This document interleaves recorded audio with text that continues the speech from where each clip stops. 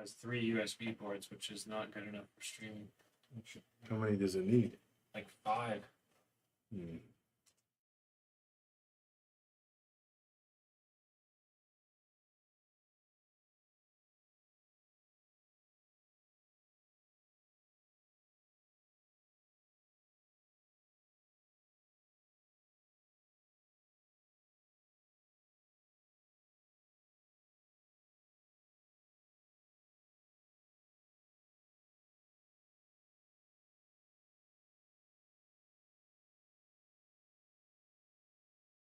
Sounds on. It's saying it's on. There it is. Yeah.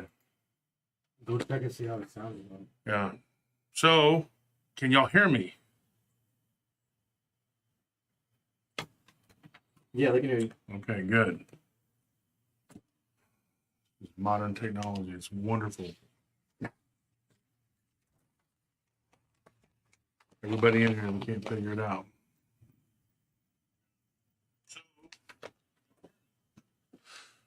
Oh, boy. So maybe if we, as long as we agreed we don't talk about certain subjects, the powers that be will let us do a show. Maybe that's what it is. Let me get this camera off the top of my head. Like if I move my head, it just has the top of my head here. If I can go down and look at me. Yeah. Oh, I don't know how to do it. I'm just trying to get it to look at me instead of like.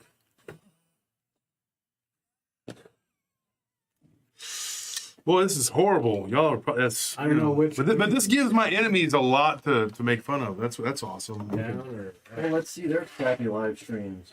They don't need live streams. They just talk trash. They're like, we're not the ones doing the show. You are. Oh, my head's gone now. See, folks, when you have a show, you're basically, and I'm still this is the top of my head. We need to move this down. There you go. Voila, whatever. Go this way. When you have a show, you're basically. I don't know now. Can they hear me from over there? Yeah, it's reading audio. Okay. Can you at home hear me? It sounds all right. I just checked it. I just would that move back. It doesn't matter. It doesn't make enough difference. All right. So anyway, but like I was saying, when you have a show, you raise a flag, basically saying I'm here, and if you do it poorly, then you give your competition, your enemies, whatever, an opportunity to buffoon, you and and it should be that way. I mean, honestly, if you put out a poor content and you put out poor production value,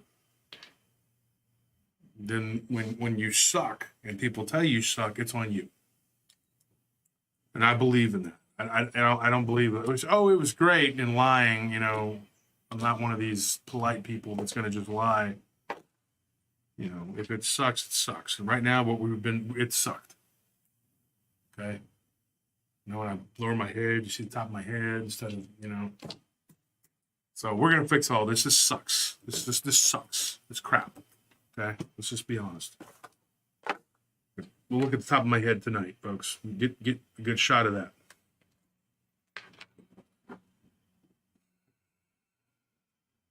Ridiculous. But a crappy product, crappy reviews. That's what happens. Anyways, folks, we got a show tonight, regardless of how many gremlins have messed with us today. I just got back from the Bigfoot conference in Jefferson. And now here's the question. Do you want my honest opinion or do you want me to church it up? Because I can give you my honest opinion or I can church it up. I always give you the unadulterated truth and the facts. I made a post on Facebook and I said I would never work with a person again. That was not Barton. Just for everybody to understand, me and Barton are partners now. We are working together. It's full steam ahead with me and Barton. And I'm about to be partnering up with another individual. And I'm already in the works with free flow of information with 3 other groups in the NADP, Josh Ranocchio and Albert Rosales. Albert only asks that you give him credit for the work that he's done, which is completely understandable. You don't want somebody, using your stories and not giving you credit. Who the heck would want that? And then, of course, Barton and me are tight. We're close. So Barton sold some books. I sold some merch. Well, we gave away a bunch of stuff because it was more about promotion there. The problem with the conference, and we'll get to that in a minute, Josh Turner at prtpodcast.com, Josh Turner at prtpodcast.com. That is the coordinates. Send me your stories. Let me know what's going on.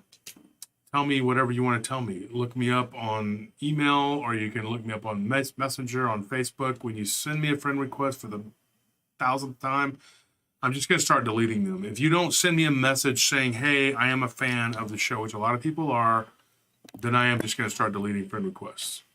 There is going to be no more grace period. I'm not going to sit there and just leave you in the queue for whatever. I'm just going to kick you out. The day after Halloween, we are going to have a show, and we're going to have people come on in a queue. We're going to be working on that. Hopefully it won't be a bunch of technical difficulties. We are working with a new system. This is our second time using this system. We didn't have much time this past week to mess with it because we were so busy. And then we did the conference. So we are working with a new system.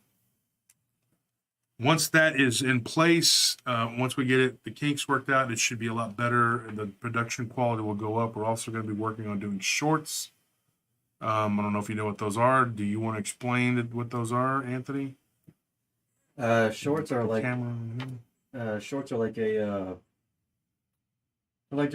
they're kind of like TikToks, but they're on YouTube, and they're really effective because they get a lot of a lot of views like in a short amount of time. But it's just a quick clip, basically, so you just get a small amount of content real quick. It's covered by the chat.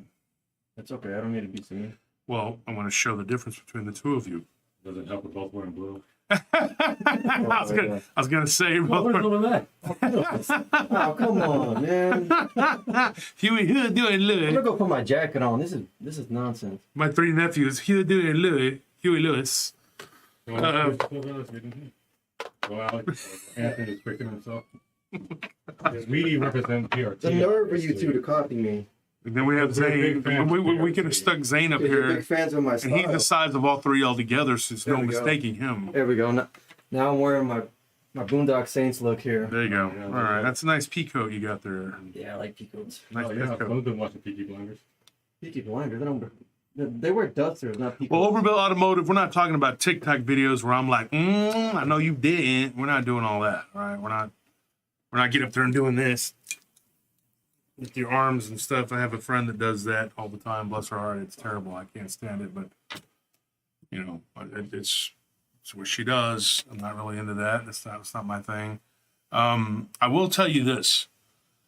We are trying to take the show to the next level, and we're making progress, folks. Okay, right now as we speak, how many people do we have?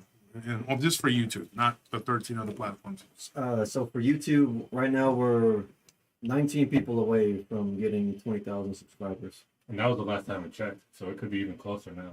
We'll Yeah. check it again. Maybe by the end of the show we'll have it. Yeah, as of like 10 minutes ago, we're 19 people away from 20,000 subscribers. So Hopefully you guys will get a live reaction to 20,000, so that'd be cool. So if you're watching and you're not subscribed, subscribe. Okay, so we're 16 subscribes away from 20,000. Okay. So we may actually hit it during this live stream. It may actually happen.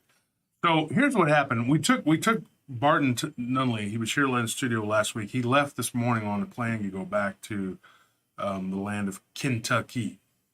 Barton was here. We had a great time.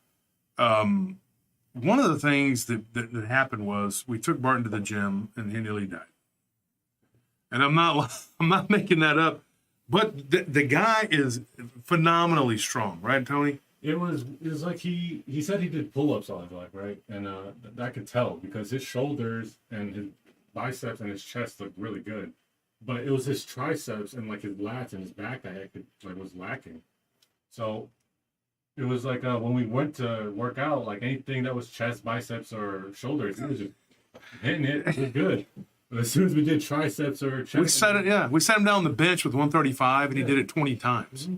So he started out, come out roaring like a Barton did lion. 135, 20 135, times. 20 times without stopping. And he probably could have done it 30 or 40 times. And so I was been there for that. massively impressed with his strength. Well, I mean, you were working out. Yeah, you were working out. You were on the other side doing legs. But it was crazy how strong he was. And then he was also highly impressed with my workout routine and said, I don't know how you do it. I do a lot of work when I go into the gym. And the thing is, he has an enormous amount of upper body strength, but he burned out. Like he didn't have the stamina to keep getting out because he's not used to it. But like, imagine if he kept going. I encouraged him. I said, keep going, because he could be like a beast. I mean, he's 56 years old. He worked like most 20-year-olds couldn't do. So shout out to Barton. Kudos to you for being strong, man. That was pretty amazing. I was impressed with that.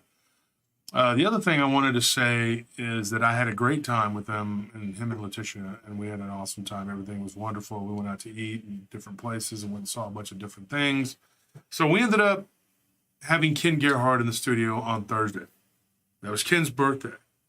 Okay. And then him and Ann came down, Ann Selena's girlfriend. And we had a big birthday party up here at the office / studio, whatever. And we hung out. So we weren't sure that we were going to go to Jefferson. Then it was a last minute decision. We decided to go ahead and go because nobody wanted to go. Honestly, nobody wanted to go. Everybody was like, well, we're going to stay. I'm glad I went, even though the drive was miserable up there and back. It's so many turns.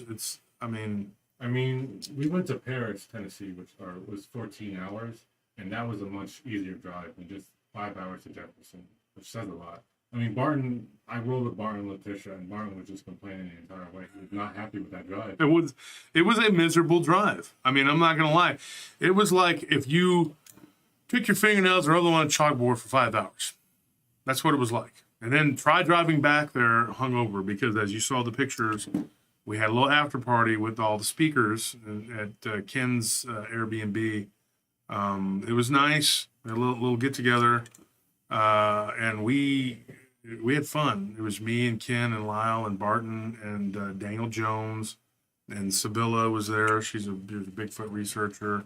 Shelly Montana. We all just hung out. We had a great time. Ann, Nellie, and of course you.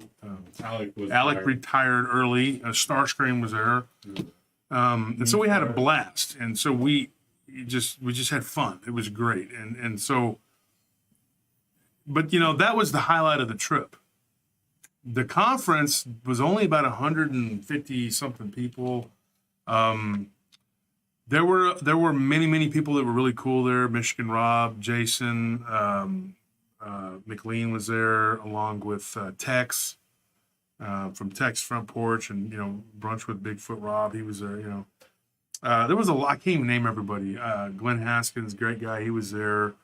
Adam Davies was one of the speakers. I got to talk with Adam and hang out. He was pretty cool. Going to do some work with him. Hopefully, got a couple books from him I can look over. Ryan Edwards, the author, was there. He's a great kid. He was at the party too. And Daniel Jones, somebody I'm going to be, remember that name, look him up, because I'm going to be doing some work with him coming up. We're going to be doing some alien abduction phenomena. And he interviewed me for his channel, The Vortex. He may have already dropped that interview. It's on there. It's during the conference. And then there will be another thing that I did was with Dark Waters. That released on Saturday. So if you haven't heard that, go and check out my interview with Dark Waters on Saturday, where we talk about Dogman and the Dogman phenomena. There were people that were really cool. There were a handful, I'd say 2 or 3. They were just completely asinine, to the point where you literally just wanted to throw up when they tried to talk. I'm not going to mention any names. I'm not going to say who they were. Let's just say I won't be going back. And I'm not going to be dealing with that. I will not be attending next year. That being said, I wish all my friends the best of luck who, the conference. We are going to be doing the conference. Daniel Jones is kind of taking the helm and talking to the community leaders of Roswell. They're gonna be abducted now. The X-Files episode. Dim it down. Here, I got it. No, it's not. So we are going. I am in the works. We're talking to the community in Roswell about. Sorry about that, folks. That burned my eyes. About the next Dogman conference. We are going to start promoting that and pushing that about the end of the year. And once we get it all the kinks worked out. Now I got to get through October. Once I get through October, I'll get back on everything I got to get back on. I'm just doing a lot of work. I will be on Monday. I'll be on Tom Cardos' show. I will put links to the show and advertise it on Paranormal Roundtable the group. On Facebook, if you're not a member of the group, go join. It's free. We're going to be starting something on Patreon maybe next week. I do have people in town right now. They will be here until Friday. But then I need to get started on that. And I'm going to start doing it maybe like on the weekends, like on a Saturday evening. I'm going to start interacting with my Patreon fans, and that's going to be a Patreon exclusive. Now, what I want to do is show you. You can pan the camera out, and Tony, you can show them the blue one. You or Alec, look at this is the new blue hoodie. Let's take a stand up, show to them. That is the blue. I don't know if you can see that. And while the camera's panned to him, I'm going to get the maroon one on. You can put this one back. Let me get the blue one, the maroon hoodie on, and show you the new maroon. We're going to be doing giveaways. If you're a Patreon member, we're going to start giving away these hoodies, and then that's going to go until supplies run out. We did sell about 40 of these up there at the conference, and I gave away probably twice that many, and we only sold them for like $20 because I was trying to promote. So you can come back to me now. This is the beautiful, you can see that, the Paranormal Roundtable. That is the maroon. If somebody wants to put the green one on, you'll get another size or whatever, because that was really hard to get off with it's on my collared shirt. So you just get the green one, you can put it on. So that being said, I'm going to start off. I got to start telling stories here. Here's the thing. I got a story that was given to me from Vermont. I don't know if you know where Vermont is. I've never been to Vermont. I've never been to the northeastern states. There's about 12 of them. I did the math the other day. I counted. There's like a dozen. I have not been to. Okay. And so I started looking into some of the stories I got from the Northeast. Fall. It's very beautiful up there this time of year. So I started looking into that, and I said, you know what, I'm going to talk about those stories. And so one of them tonight, we're going to do with some flying creatures. This is a story. The only way I can describe this one is that it was like a giant bat. And when I got this story, the person that gave me this story, this happened near Manchester, and it was in Bennington County. And it was in 1997. And it was a guy that told me the story. It was his dad and his dad's friend.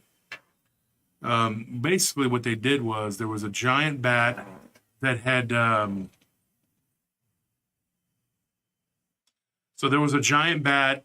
I don't want to call it a bat because I don't know that that's what it was. The way he described it was like something that had a really bat-like ears with a wolf-like head, but they could fly. And had a body kind of like a bat with really short, stubby legs, but the legs, it turned out, were kind of like squished together. I don't know how you say it. Like he said that it was like the backward bent legs of what you would describe as a dog, but it never extended them, and it just hung upside down in the barn. And when it grew, obviously, it started out as a small, I don't know if it was a mutant, I don't know what it was, but I'm just sorry, folks, losing my train of thought here. So it was like this mutant type creature that he first saw when he was 8 years old. I'm sorry, he was 7 years old when he first saw it, and it was hanging in the back of the barn, and then it flew out the back of the barn. Now, he had one of those open barns that was like open on both sides where this happened. And he said that it was like there were horses in there. And he said that there were like, there were different types of livestock or whatever. It wasn't a huge farm. It was a little spot that they had. I think he said it was in 1997 was when this happened. And when he went and told his dad came out, had a shotgun, said, I'm going to blow it away. Because he doesn't, But here's the thing. After the initial sighting of this creature hanging up in the barn, they began to find one of their milk cows and one of their horses had been preyed upon with like bite marks. Big, large bite marks, size of a man's head. Literally, and one of the animals dropped dead from like exsanguination. So it was some type of vampire-type bat-like creature, and it was hopping around on the ground and it was chasing one of the dogs, and then it got up, it flew up and it grabbed one of the dogs, and then it dropped it like 10 feet and hurt the dog's ribs. The dog lived. They took a shot at it. It didn't kill it, and then this thing began to terrorize their farm and the neighbor's farm, supposedly. This was in 1997. And so eventually they got together. They caught it in one of the barns. They saw it there, and they shot it. And it tried to hobble itself away, and it crawled out into a pasture, at which point they went out, they killed it, and then they just built a pyre and lit it on fire. And that was the end of it. But the neighbor who lived, I think, 4 miles down the road, told them that they had an encounter with something just like that, but it happened in 1986. So it was 11 years before that. And apparently this thing had carried off one of their dogs. But it was big. It was big, and it was, so there was more than one, which would suggest maybe it's some sort of breeding population, I don't know. It was able to pick up a small dog and carry it away. Not a Chihuahua-sized dog, according to them. It was like, a small dog, smaller than a medium dog, but not a pocket size. I didn't specify what kind of dog. I mean, just like that size, right? How big is a pug? It's I mean, this was a small to medium-sized dog. I don't know what kind of dog. I didn't ask what. It was just a dog. The neighbor's dog was picked up and carried away. But it couldn't have been the same creature because it was much larger than when they initially saw this creature. This creature grew very quickly. So the blood or whatever nourished this creature to give it life. It obviously made it grow exponentially quick, like very quickly. And he said that when he first encountered it was 4 months from his 8th birthday, and shortly after his 8th birthday is when they killed it. So, because they were going to have a birthday party, and they didn't invite the kids over because of this creature, so they had to go somewhere to have a birthday party, and they were tired of it terrorizing them. There was a couple other things that happened, but I didn't get those stories because they were from his sibling, and I never got a hold of her. So anyway, that's that story, and I did some work on that story a few months back. And so, folks, I got stories that go way back, and I just got to go through and find them. And so I just thought, you know what? I'll do some stories out of the Northeast. So there's that story. Tell me what you think. We are not going to, we didn't have time today, so we're not going to have a guest on tonight, unfortunately. But next week, Morgan Knudsen will be joining us, and I believe the week after that, I think it's Jeremiah Fountain. But anyway, if you guys got ideas for guests or something, let me know. And if you're willing to do the footwork and reach out to them, it makes it even easier for me. Then I don't have to go out and try to talk to these people because I hate that. I'm just kidding. I don't mind talking to people. I like talking to people. And like I said, I met a lot of really cool people at the conference. It was great. But there was just 1 or 2 people that just, let's put it this way.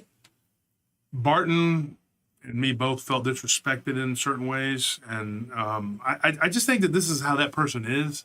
I just think that's how he is. Barton thinks it was something personal. I don't think it is. I think he's just that way. I think he's just a very rude man. I think he's just that way. I mean, that's just how the guy is. And so I just don't, if he's going to be around, then that's it. I'm just not going to do it.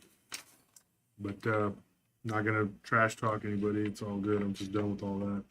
All that does is lead to more infighting. So here's one.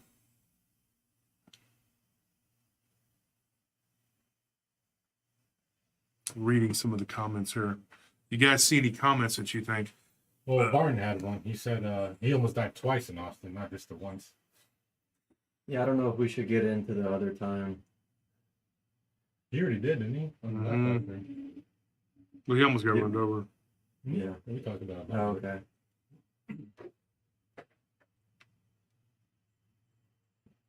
If anybody has a story or something they want to talk about on their on the show, let me know.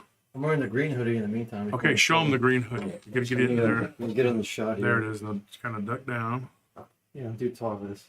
There you go. There we go. There it is. That's the green. It's like an army green. It's really pretty. Here, turn that light around. Feel like an olive green, maybe? Yeah, it's like a drab olive green, whatever. And turn the light. There you go. Here we go. There we go. Now we're You cooking can with keep fire. that light Here. off of me too, please. Now we're cooking with fire. This one you can turn this way away from me, right on my head. Yeah, Scorpion, he just made a point. There's only 120 likes, 300 people in the chat, and only 120 likes.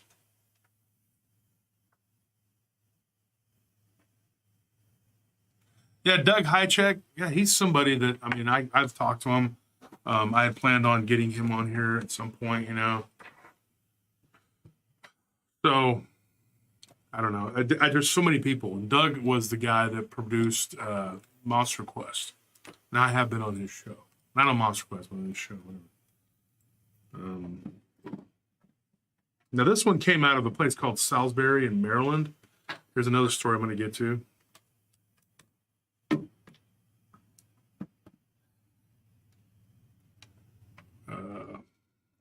Okay, so this happened in 1975. That's the year I was born. So I thought this one kind of stuck out at me. And it goes along, it was in the same file with the vampire bat thing. And so this person saw a strange vampire-looking creature flying around. It was, okay. Here's what happened. They were standing outside their house, smoking a cigarette. And Salisbury, if you look on a map, it is in East Maryland. It's in the east of Maryland. And this thing swooped down, I mean, like within 10 feet of this person, and they just swooped overhead, and it just flew off into the freaking, whatever. But it happened twice, because later on that night, somebody said Tony Merkel. Tony Merkel's been on my show twice. He was supposed to record with us, but October's a very busy time for Tony, as it is for me. So that's maybe after whatever, October. But they said that this thing looked like a vampire. And when I asked him about this, I said, you said it looked like a vampire. He said, yeah. I mean, it was nothing dramatic. It was just like, I'm seeing a vampire thing fly over your head is pretty dramatic, but nothing else happened. He saw it later that night. So it was 2 times in one night. And then he told his girlfriend about it. And she said, oh, what are you talking about? I guess girlfriend, common law wife, whatever. She said, what are you talking about? She said, I saw this thing fly overhead. So they went outside and they took a look, and they sat out there for like almost an hour, he said. And this was like in the middle of spring. It was nice weather. He said, so they just kind of hung out. And it started to get a bit chilly, and they went back inside. He said later that night, they heard a poof on top of the roof. And then they thought they heard something walk around on top of the roof, but it was very short. And one of the things that got me about that was that, if he saw something earlier that night and then they hear something land on the roof and you want to see it again, that's when you would go outside. So he went outside to look, and she refused to go outside. But she continued to heckle him and not believe it. Then she's going to work 2 days later. She's leaving for work. So I guess he saw it was like I believe he said it was like a Wednesday. So it's Friday. She goes in early on Friday so she can get home early. They can start their weekend, yada, yada, yada. She walks outside, and she sees the thing sitting on top of her car. And she said that the amazing thing about it was there was like, it was a chilly morning, and she could see steam coming up off of it. Not a vapor. It was like if you put something hot into the cold, and you see the steam from it. You know what I'm talking about? So this thing was steaming, not just from the top of its head, but the whole thing was steaming. And she said it was just hunched down, and its head was kind of lowered like that. And she said it looked like in the face, it looked like what you would consider with a Nosferatu. She said, if you'd ever seen the movie Nosferatu, and I said, yes. And she's like, it looked like that in the face. But its body had wings. She said it just looked like a vampire. I mean, just completely. She said that all the skin looked like it was covered in a weird membrane, like it was moving around on its body, like it was moving. Like when it would move, it was like there was liquid underneath it. It was weird. And so she asked me if I'd ever heard anything like that, and I said, well, actually, believe it or not, yeah, I have, but not with all that detail with the moving and all that, and it had weird like red veins all over it and whatever. So then it jumps off the car and flies off, and then they never saw it again. It was gone. When I've gotten stories like this, now we've talked about this, and we've gotten some strange stories. Thank you for that donation, Mike. Appreciate that so much. My cousin Mike Turner there, him and Curtis Turner. Even though Curtis and Mike aren't related to me, it's still Turners. But it's really weird. This thing, you know. Okay, so I thought about it. I was like, this is Halloween, right? Well, it's the season of Halloween. So I went back into my vampire file. There's 23 stories in it. Who various people on my team who are crapheads don't really bother to look at them. They just throw them in a file and they go, here you go, jerk off. You can deal with it. No, I'm just kidding. They do that though. That's what they do. So I'm insulted in every way, shape, or form. But that's okay. I'm used to it. Used to being mistreated. Just want to pan to their faces, laugh. Get back to it. That's A them. lot of complaining them here. That's them. Like pan back to so I can throw the cup at them. No, I'm back. Right. Okay, there you go. Hmm. Finish your water and get back to work. Oh my gosh. You got money. Okay, all right. You got money to make. Well, actually, we do because we spend a lot of money on the I have conference. expensive taste, and you have to provide for it. Wow. You're a grown man, and you should go make your own money. That's all I can tell you. Millennials and their handouts. What, right, folks? There are a lot of things that should be, but they aren't. So this is where we're at. Get back to work. I don't know. According to this, you're just not working hard enough. Yeah. Okay. Well. Okay. You Okay. need to work harder to provide for my lifestyle. You sound like a. I'm gonna say it. I was about to say something. Yeah. I was about to say something. You need to shut up. You shut your mouth. Stop. Shut your mouth. I'm gonna give you $100. So here's what happened. I look in the folder, and I'm like, "There's 23 stories that have been dumped here." Now, 2 of them were some sort of griffin type. I don't know what that is. I was like, "What is this?" So I had to move them over to the one-off pile that everybody has. If you're a researcher or an author or you do a show, and I was like, "What is this?" And so I moved it over, and then I started looking at some of the stories that I got that were vampire-like. So I'm going to be telling a couple of those are so good. I'm going to put them in the Halloween show. I'm saving them, and then there's a couple Dogman stories that I was looking at. Now we get so many Dogman stories that I have to put them in files for different Dogman encounters. Okay, you know we got it. We were just kind of like by region, and then we also do them by. And then we also do them by type of Dogman encounter. Okay, so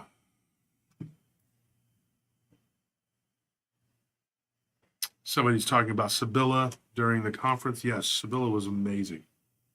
When she was talking, I got to watch her speak. I think her and Adam did a great job. Adam Davies, if you've never seen him, he's an awesome guy. And then we had Ken and Lyle, of course, you know, and I got to see their presentations. They did different presentations that I'd seen before. So that was cool. But duty called, and I wasn't able to watch any of them to completion. I had to go, and on my phone, barely rang the weekend before, but this past weekend, everyone that I know in the entire world that I've ever met, including their 3rd grade teachers, called me. It was unreal. It was like a conspiracy. I'm not joking. It was like, hey, he's busy at a conference. Let's all call him. So everybody from my mortgage broker to the realtor to the business partners, every single person that works for me or ever has worked for me or ever will work for me in the future decided to call. And I know what you're thinking. You're like, how can people from the future call you? Well, it's very easy. They're like, hey, you know, it's me from the future. You're going to be talking about this, when you come back Tuesday. Whoa. And it was weird. And I did. I was there. Hold on 1 second. Oh, it's me from the future right now. Go ahead. I'm going to put you on speaker, Josh. I love you. I love your work. You're awesome. Big fan here. So anyway, that's why your show will... okay. We're not going to... get that guy off the phone. Fake prank. That is not the real me from the future. The phone's ringing again. Oh, this is future 2. Maybe this is a different Josh in the future. There's different timelines, folks. Yeah, hello? Oh, you did? Yeah, I remember that. That was cool. How did it work in your timeline? Oof. That's not good. How many years in jail? Ooh, I'm glad I dodged that. Well, hold on. Okay, hold on. So the show's going awesome, but make sure that you don't leave anything to Anthony or Tony. They are very, very bad. Trust me. Don't listen to him. He's an imposter. Okay, I'll let you go. There you go, folks. All right. Well, The future me just warned me. well, that future you's got to sleep sometime. That's all I'm saying. Now I know. Well, past me is very confused. You're always confused. Doesn't matter past, present, future. It's a constant state of confusion. That's how you become one with everything. That's right. Oh yeah, Sure. yeah, constant. Intergalactic Yeah, international oneness. So Steven Rivas says fake news. This is a conspiracy theorist channel. What are you doing? So here's what we're going to talk about for a minute here. We got a Dogman story. But and this isn't one of those choose your own adventure things because you can't. But you tell me what you would have done in this situation. I'd like to hear the audience's opinion. This person decided to do something really foolish. Okay, Rebecca, I'm not trying to put you on blast, but I'm putting you on blast. Okay? We went to school together. I'm going to say something, all right? I saw Mandela Effect. Okay? I used to go to Copeland School when I was little, and it's now called Coupland, C-O-U-P, which I remember C-O-P-E, which I don't know if anybody noticed that, but I noticed it the other day when I was going with my Uncle Jimmy and his wife Mona to go eat. Anyways, the person that I used to go to school with got in touch with me. She had an experience that happened to her. This was I don't know what it was. I'm not going to say it was a Bigfoot. I'm going to say it was a Dogman. Rice's Cross. You know what Rice's Cross is. Me and Chief have done a lot of work about the Cadejo in that area. We've a lot of encounters and stuff at the Rice's Crossing. Free country area. Yeah, it's in between Chief's land and mine. Rice's Crossing is in between Maynard and Taylor. There is some spooky stuff out there. Now, you know when you go through the four-way stop in the Rice's Crossing, and you go across where the little bridge is, there's like a creek right there. I don't know. Is that brushy? Is that an offshoot of brushy? Yeah, I think it would be brushy. I think it is Brushy Creek. So anyway, right there, they were down there walking the creek line, and they were looking for arrowheads. And because they said, hey, you go to the creek, and me and Martin and Letitia actually were talking about that this past week about looking at arrowheads and whatever. So we're down there, and they were down there near Brushy Creek, and they saw something across. Now, these were kids. I mean, a 13 and a 14-year-old, they're just kids. And they were walking along the creek, and there were two sisters. The little brother was kind of going behind them. And what are you doing? And so the little brother was kind of lagging behind, and they were like, come on, come on. And when they yelled, this thing, apparently they thought was a tree stump, stood up. It was not a tree stump. They said it had a short muzzle with big, big canines. They didn't see a tail, but they could not get a bead on what it was. And when I've asked them to tell me about this and what it was, having talked to them this past summer, they could not tell me what it was. Okay? This happened in, I believe they said it was like in the late 80s. whatever. They're a little bit younger than me. I think she would have been like Becca would have been like a sophomore when I was a senior. Yeah, it's a few years right there. So I think it was either in the late 80s, early 90s, just deducing the time. Now, I look back at that time period. There were a lot of reports around that same time, going from the late 80s into the early 90s in my hometown's area of a Dogman type creature. Now, that's going to be in my book, okay? Because there were multiple people who saw the Dogman that year. I call it the year of the Dogman because in 1990 was when everybody saw this. Now, this might have been a couple years before that, but these things were very active at that time. Multiple people saw it, okay? And I've even had Ken interviewing some of these people, so this is real. These people saw these things. So her little brother comes running up, and he's, I think, about 5 years younger than the oldest, which is, she's my age. She's not my age, but 2 or 3 years younger. So he starts screaming at the top of his lungs because he sees this creature across the creek. It wasn't huge. It was about 6.5 feet tall, from what they estimate. So for whatever reason, he has like a rock in his hand. He tosses it at this creature. Of course, I would say that's not the most prudent thing to do. I don't suggest if you ever come across a Squatch or a Dogman or any of these types of creatures to throw something at it. When you throw something at one of these creatures, I mean, imagine you're a person and you're standing across the creek and somebody throws a rock at you. The creek is only about that deep at that spot, right there.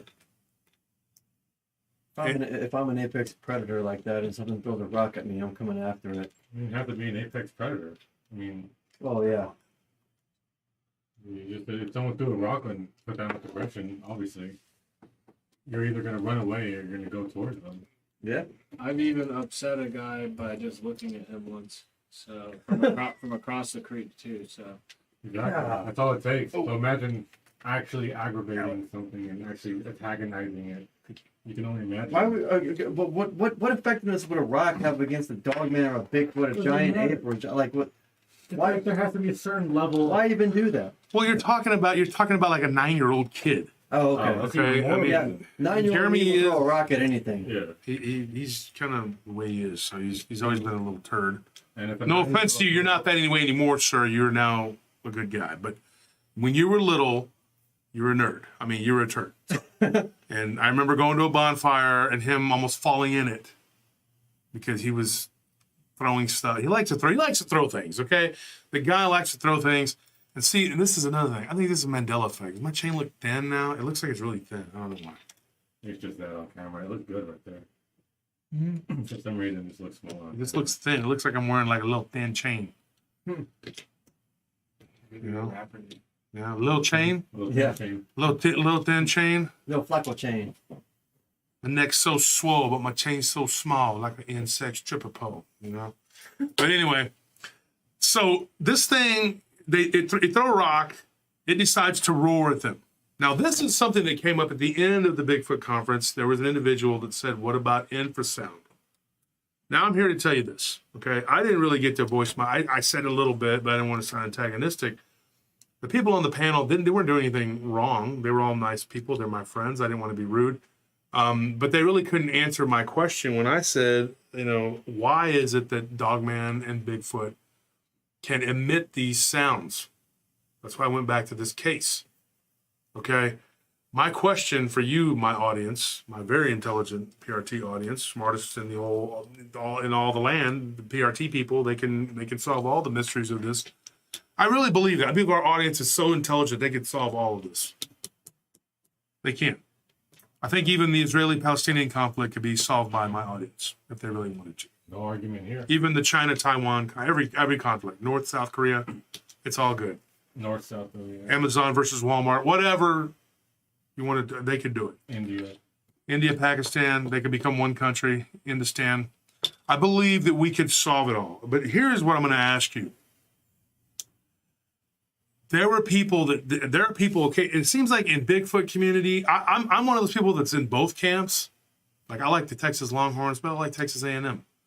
You know, and Aggies are just like, oh, why would you like the Longhorns? And the Longhorns are like, why would you like A&M? They get all mad, whatever. I'm a weirdo, I guess. You like football. I just like my teams. Like I want them Texas. both to win. I like Texas. I like Texas stuff. I like Tex and I like Az. It's great. I love them. And together, they're awesome. Texas. Okay? Here's what I'm telling you. I believe that Bigfoot is very much a flesh and blood creature. I just have a different theory about it. I believe that it can come from the inner earth. And I believe that it has ties to something that is not of human origin. The hominin versus hominid, which I'm going to get Ryan Edwards, and I'm going to be on his show, and I'm going to take him to task. Okay, and he's going to try and take me to task, but he's 21. It's easy. It's going to steamroll him, guys. Anyways, it's going to be a slaughter. But anyway, I'm just kidding, Ryan. I love you. But here's the thing: Ryan Edwards is a great author, but he does good work. But he's a little misguided. Because there are two different things going on here. The apers that believe that this thing is an ape, and my good friend Ken is one of them, and I'm not going to back on Ken. I love Ken. He's a great guy. He's in my camp when it comes to Dogman, but he's like, I wouldn't say he's not in my camp when it comes to Bigfoot because I'm in his camp, but I'm not in his camp. Let's put it that way. But the apers believe that this thing is a giant ape that has not been discovered and that it roams around all over the United States, the Pacific Northwest, all the way to Canada, all the way back across to Maine. Okay? My question for you is, if there is, according to these people, most of them believe in the theory of evolution. Now, by the theory of evolution, just by that alone, there is no fossil record of any large apes in North America. There isn't. There is none. There's no evidence, not one shred, not a knuckle, nothing. Nothing that can account for them having existed here in North America. So it is very hard for me to wrap my mind around that, okay?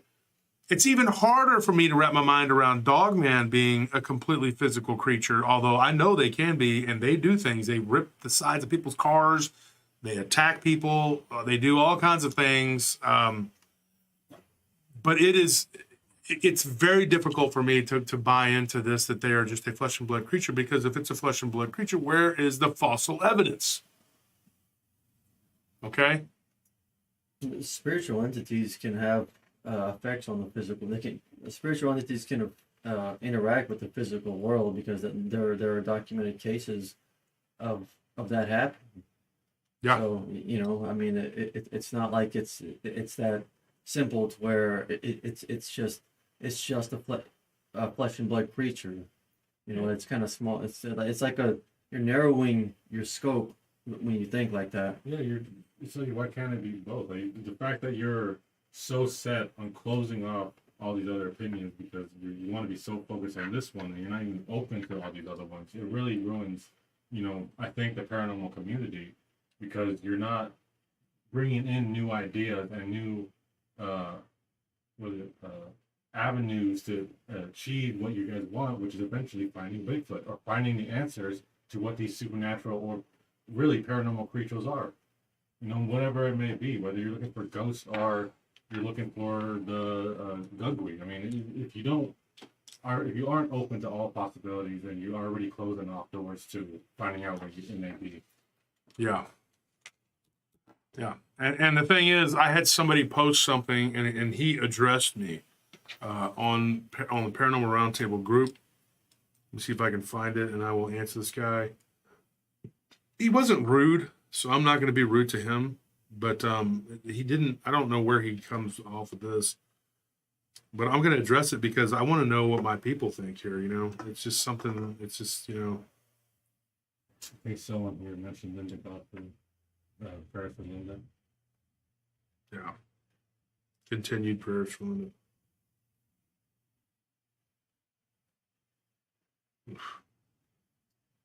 Somebody had sent it, and if I can't find it, it was basically saying that they respect me, but that I believe that aliens are demons. Okay, first and foremost, you know, maybe during when we were me and the recordings that we did, and of course, folks, we dropped how many episodes? 24. Yeah, we dropped 24 episodes. 24. Yeah. Is that counting the haunted cemeteries? No, with the haunted cemeteries, we'll make it 25. Okay, so it'll be. Oh, you put that all into one episode? No, Okay. No. So 26. no, we dropped 24 episodes for Including October, and then the haunted cemeteries episode will make it 25. 25. Okay. So 25 episodes came out, and then you got the Dark Waters interview that I just did, and then I'm doing the one with Tom, and then I'm going to be on Ryan's show. And I agreed to do those guys' shows, even though they're smaller shows, because they're my friends. And I've actually turned down a couple others because I don't have the time, and friendship comes first. No offense to those other people, but I just don't have the time. I mean, you know, but if you want me to go, it doesn't hurt to ask. And, you know, and I'm not going to be rude to you, but it's going to be first come first serve with my friends and people that support me. Other than people who I just reach out, you know, because they just need a guest or whatever. I pick my guests, you know, pretty carefully. I don't just take anybody. I've had a lot of people offer, and people try to tell me, hey, you know, this person will make a good guest, this person will make a good guest. Maybe, maybe not. But I go by, well, anyways, this person posted on there, can't find it, but anyway, it said something about, I believe. Now, here's what I said, if I remember correctly. I just basically said that anything is possible. My feelings and opinions are that demons can masquerade as anything, and they can masquerade as aliens. Do I think aliens and demons are two different things? Yes and no. I know that sounds crazy, and it sounds like it's a cop-out, but it's not. Because I honestly believe that there are two different things. I think demons can masquerade as you and me. They can masquerade as, I've seen doppelgangers in my own house. Did I have alien stuff going on in my house? No, I didn't. But when I was a teenager, yeah, I had something weird happen to me. I've talked about it on the show, but it wasn't until this weekend when Daniel Jones showed me a picture of these 3 blue aliens that really blew my mind, because someone had drawn that like as art. And that was literally what I saw when I was a kid, when I was a teenager. And there's a whole story behind that or whatever. My friend Chad McGregor gave me permission. I could say his name, whatever. But it was just crazy. But I've told that on the show before. I'm not going to get back into it right now. But I'll go more in depth eventually when we do the alien abduction thing, which is my plan to do that project. I'm always working on projects and looking ahead. I do believe that they are from somewhere. Now, I also believe in stargates, though. So if they do come from another star system, they don't have to. Somebody was kind of heckling me the other day, and they were like, "Oh yeah, aliens! They flew their ship over here," and I'm like, "Not necessarily. They go through a stargate. It's folding time and space, and that's all. It gets into quantum physics, and it's not a big. I'm not going to get into a big to do about that. But it's hard to wrap your brain around if you're not used to hearing about this kind of stuff. And I do believe that they can enter our realm and be here. But they can also do things like go through walls, which, you know, there has to be a way that they know how to manipulate this world that we live in, this matrix. Somehow they have the key that they know how to manipulate. And I'm going to tell you right now, there's all this infighting about flesh and blood or spirit, whatever. A spirit can manifest as flesh and blood. I just keep saying that over and over again. And if you look at the Nephilim theory of Bigfoot, they are flesh and blood. I mean, it's, you know, the whole argument about flesh and blood and you know, they're not flesh and blood. It doesn't matter, because they are, but then they also aren't. And there is absolutely no proof. I don't care what they tell you. A track, a Nephilim can leave a track. So that still doesn't solve the riddle. I don't understand, though, people that really believe that these are apes that are living out in the woods. How is this an ape? Okay? Because some people report these sort of like throwback type creatures. Now, here's what I'm going to do. The great Ken Gerhard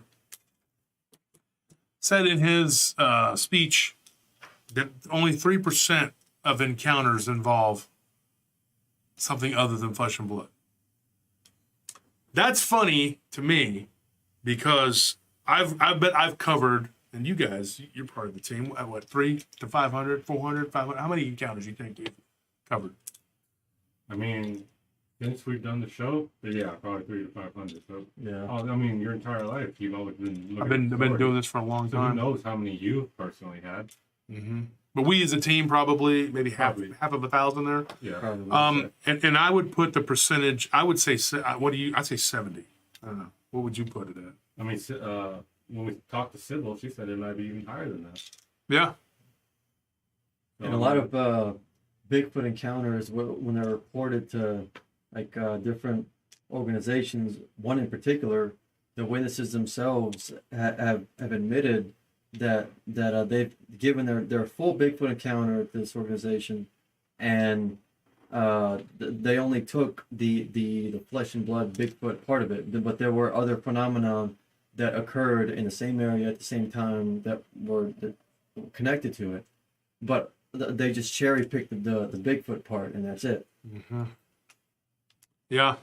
Somebody, Shawnman says here, Aztecs thought Spaniards were gods because Spaniards looked like Aztec lore. Unknown can appear supernatural and magic until it is known and familiar. Yeah, I do believe that what we think of as magic right now will become science at some point. I mean, I've said. I mean, yeah. That's absolutely the truth right there. If you're looking at Sean, you're unknown absolutely right. science. There was another. There was a comment from this guy, Beast Titan, that was interesting because I remember you talking about something called the Nazgula, that like in Islam. Mm-hmm. He says, "I hail from a Muslim family, and I'm trying to find scriptures on Dogman to no avail. Maybe they are nuanced with umbrella terms, which I may have missed." Yeah, I'll talk to you about that. Actually, it's in the Quran, and if you go back to the Hadith, okay, which is a very esoteric book, which a lot of Muslim clerics will denounce as not, it's kind of heretical, kind of like the Kabbalah. Some rabbis will accept the Kabbalah. It's a book of Jewish mysticism, and some won't. Muslim clerics are the same way. I have two rabbis that I've talked to about the rabbinical teachings, and we've gone over in depth about the Dibbuk, the other different things, and I've done the same thing with my Muslim cleric friends. In fact, I think one of y'all two were with me. We went to the mosque with an S. Anyway, yeah, I was with you. yeah, and so we began talking about the jinn and the different whatever. But me and him have had multiple conversations, and since then I've been able to talk to a couple of the clerics, and they have different opinions about these things, and of course Christians do too. A priest will be different than a Presbyterian minister. I mean, everybody in their own faith has their own belief in what these things are. The Dogman, okay. If you go back, and there's a book called Legends of the Fire Spirits. Me and David, he's the only author, friend of mine that I know that's read that book. I encourage anybody and everybody to read that book. It goes in depth about the lore of all the areas of Arabia, from Turkey all the way to Iran. And it talks about these creatures, and there are stories from the Sumerians, and it just goes on and on and on. And in each region has its own version of events. Now, here's what I'm going to tell you. The story of these creatures is that the Nazgula or Nagula or Nagila, whatever, it's always a little different the way that it's pronounced. It is a flesh-eating ghoul type creature that is basically an animated corpse. I believe that a jinn has inhabited and it is living, or it is a perfectly possessed person, and eventually that person's body dies, but it stays animated by the jinn, and it just begins to rot. It's like a zombie. But it's typically a female, according to the Arab tradition. And a lot of these traditions predate Islam.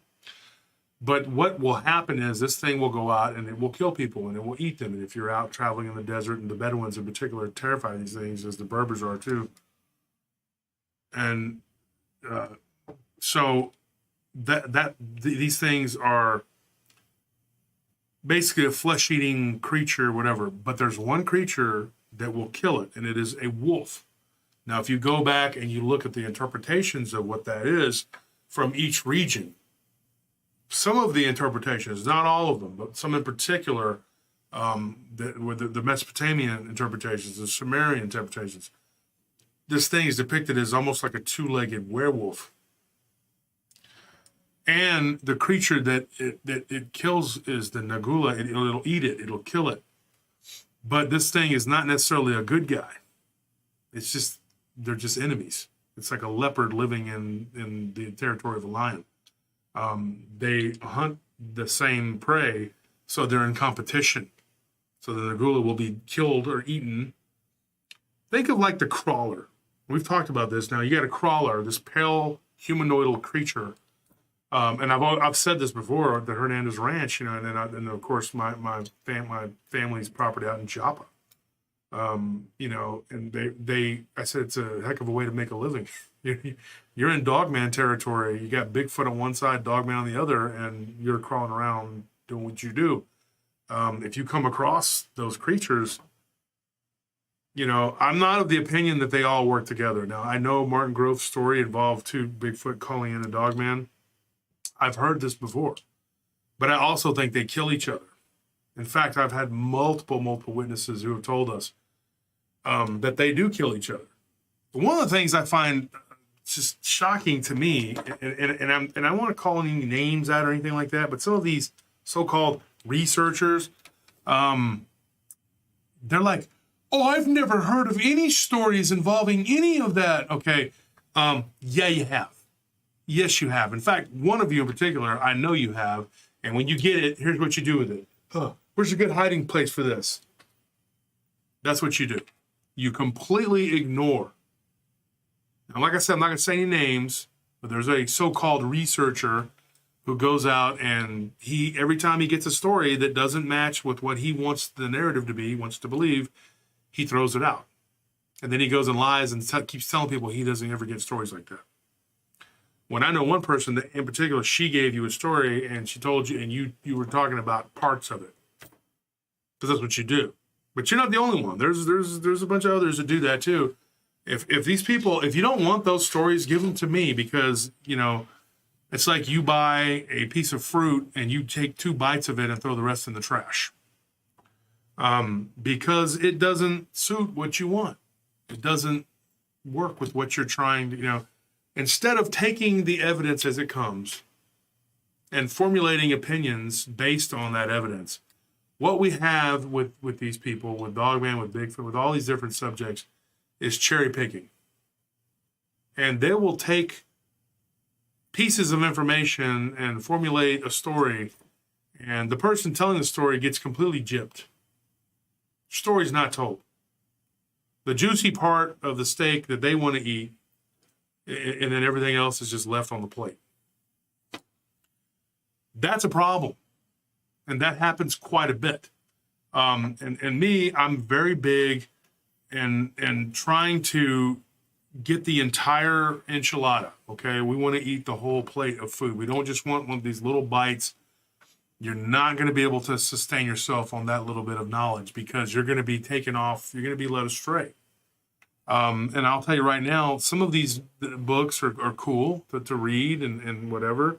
But as far as giving you a vast amount of information, knowledge, whatever, it's not going to happen. Okay? But you got to think about it. If you go to buy a book and it's just about Bigfoot, then it's just about Bigfoot. That's what the book is about, right? I don't have a problem with people doing that. My friends do that. They write books about Bigfoot. So that's what you do. You get a book about Dogman. That's what you do.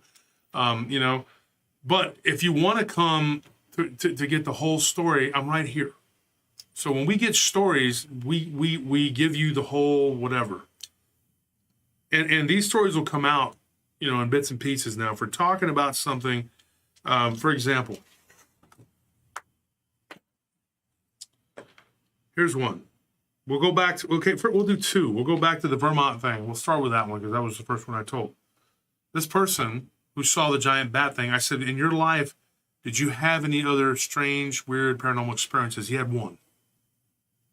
Saw a UFO. 10 years, roughly 10 years after the bat-like thing, he saw a UFO 2 different times.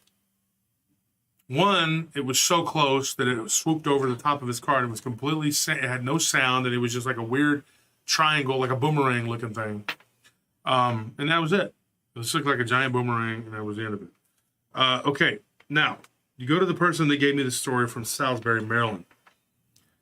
This person who saw the vampire with his wife, whatever, believes he saw a portal or we called it a vortex, but I know it was a portal type thing where he could see into another realm, another existence that looked like it was full of like it was like a desert.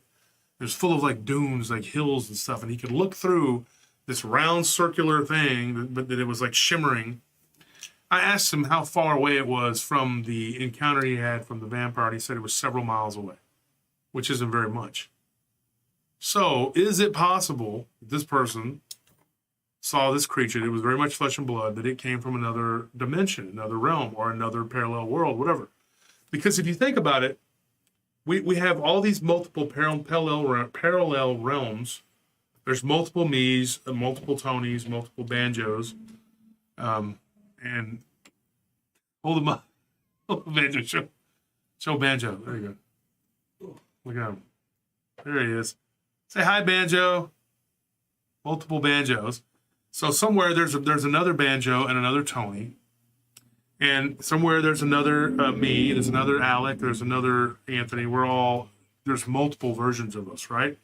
If you go by that theory, now say that there's a portal or a rift that opens up. The creatures from our reality may be slightly different than the ones from their reality, or they could be the same, but they could move in and out.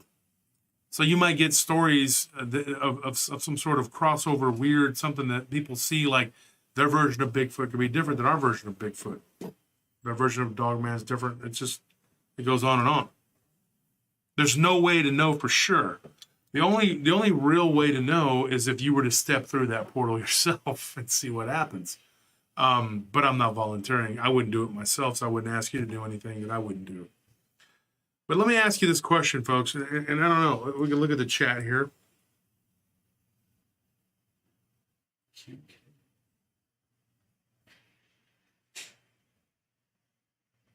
So here's the challenge, folks. I want all of you to answer me. Okay, answer me what you think this is. What do you think is going on here? Okay, about anything I said. We're gonna go to Indiana with this one. This one was in a place called Duncan Tunnel. It was near Edwardsville, Indiana. So these three kids, they went into a tunnel, and they thought it would be cute. It was like I guess it was a train tunnel or whatever, and they thought it would be cute to start a fire. Which is probably, I mean, we're all kids once. We did stupid things, right? I know you did, Alec. You were a horrible kid. Anthony, you were even worse. Tony, I was not worse. You were bad, and Alec was bad. You were all bad. I've known you your whole life. I've known him since he was 2, toddling. I was spoiled. I've known Tony. I was spoiled. I was not bad. I was pretty great. He wasn't spoiled. Oh my gosh. He was bad. Well, we can pretend y'all three were there making the fire because you probably would have done it. You almost burned my house down. I Okay, wasn't just smart shut enough up. to be as bad as he was. Oh my gosh, you're smarter than him. That Well, I don't know if you're smarter than him, but Alec. Okay, Alec. I don't know who's smarter. You're both smarter. Okay. But you don't do the things he does to make himself more or less smart. So you should be smarter. There should be more intelligence coming from you. See, you just confused me. That's proof that he's smarter than me. I'm just wasted potential, so that's all. So yeah, there you go. Finally, some self-awareness from this guy. Look at this. Home of wasted talent. Hello. In fact, I'm getting a call right now. Yeah, hello. Oh yeah, this is Tony. Where am I? It's your future self. Goodbye, Tony. This is Tony, a.k.a. Shaquille O'Neal. My dad's your hot pad. You beat me to it. I was going to say that. So these three teens, they go into the tunnel and they're playing with fire. I don't know what they were trying to do, but you don't build fires in tunnels. That's really stupid. But I think it was one kid. They kind of blamed it on him. I don't remember his name, Bobby or something. But they decided that they were going to build a fire. And I don't know what the purpose was of this. And they said it was kind of chilly and they were there and it was getting late. There was something that was laying on the other side of the tunnel the whole time that they were there making noise and acting a fool. And this thing eventually lifts its head up. And he said, like how a dog would just kind of lift its head up and look at them. And when it saw them, it kind of stared at them for a minute. And then it just kind of scrambled and started to get up, and they were like, oh, crap. Well, I don't know how you say this. It's kind of a fortuitous good thing, bad thing. It's not a good thing that you were in the tunnel. It's not a good thing that you were building a fire. But then it kind of worked out because they picked up a fire with the stick and were able to get it to chill. The thing did not want anything to do with the fire. This thing was a quintessential Dogman, but it wasn't huge, okay? It was just there, right? Now, here's what we were talking about earlier. We were talking about the creature that was standing on the bank. I haven't forgotten about that. That creature that came running across the creek, and it stopped in the middle of the creek and did like a bluff charge and flung water and gravel at them. They couldn't tell what it was. It had hair that kind of flowed over its body, like it had a head of hair, which was weird. The kind of mane, like a mane. They couldn't tell what it was. It was black and brown, and this creature in the tunnel was blackish, was smoky gray, and it looked very much like a timberwolf head type thing with like a huge protruding snout, but it had a skinny lower body and then a really big upper body. They said it almost looked cartoonish, but that it was completely terrified of the fire. Like it was not having it. Okay. So what ended up happening was this thing eventually they just held it off, and it kept pacing back and forth in front of the other side of the fire, and then the smoke started to get to everybody. So this thing retreated. It had a big long tail, and it got down on all fours, and it retreated across the other side of the tunnel. And then they walked out of the other side of the tunnel, and then had to walk away. So obviously, I mean, it would be a terrifying walk too. I wouldn't want to be walking away, and you're having to go through. And that thing might have went around the other side and then climbed up somewhere, and who knows. But nothing else happened. But that was clearly a Dogman. Clearly a Dogman. But this other creature, with the little bit of the muzzle, I would say it's some sort of Gugwe type creature, like some sort of in-between thing. I don't know. But it bluff charged and it flung water. Here's the weird part about that story. And in fact, both stories. They cloaked. Okay, folks? The back side of this creature that ran in Indiana, when it began to move, it was running like side to side. They said it was almost like going up and down, like on a circular, like it was going up and down. But it started to become pixelated almost. Which is weird, right? That is very weird. The thing that threw the water, when it flung the water in the rocks, when the water went up in front of it, they could kind of see through it for like a split second. Now, how do you explain that? And this is not, and Anthony and Tony in particular, and Alec, you're new to the team, but this is not a new thing. We get stories like this all the time. How researchers, and one researcher at the conference, he was one of the guys that aggravated me. He says, cloaking doesn't exist, period. It's not real. Well, then a whole lot of people must be collectively lying about what they're seeing, because a lot of people see that. Trying to convince you that they're just messing with you. Well, I guess they're just blind. It's a big conspiracy, is what it is. See, what happened was a bunch of people came together and all mutually agreed to tell the same lie that cryptids cloak.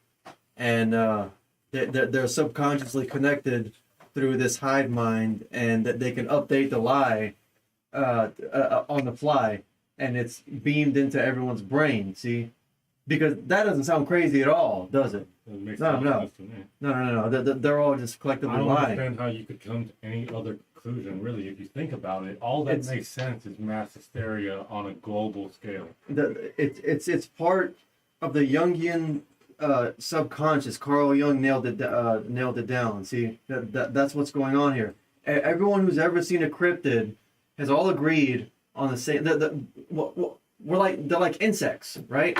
Like a hive mind. Handle all this. Okay. I mean, this is a lot of knowledge to handle.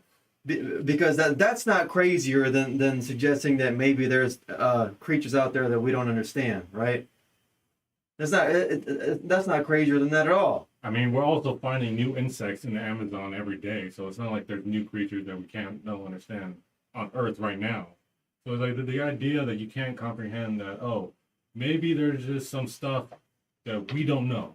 And maybe that should be okay, and that we don't need to know it yet because we're not caught up yet. You see, and that also makes perfect sense to suggest that we understand everything, not just in this world, but in the next world, in higher planes of existence, which we can't even perceive. See? Well, it's very arrogant of humanity to be. We've always been arrogant, I've thought, but it's not very arrogant of humanity to think that if we don't understand it, then it must not exist. There you go. See, that's how I view the world. Oh yeah. If I don't understand something, it's because it's not real and it's stupid and shouldn't exist. And as a matter of fact, not only should it not exist, it doesn't exist. Exactly. That's why I think I'm quite smart, because it's like anything I don't know, I don't need to know because it's not there. A whole lot of stuff doesn't exist because I don't understand that. Quantum mechanics is not real. I don't even know The what laws words of you- physics are not real. Words don't exist to me. Exactly.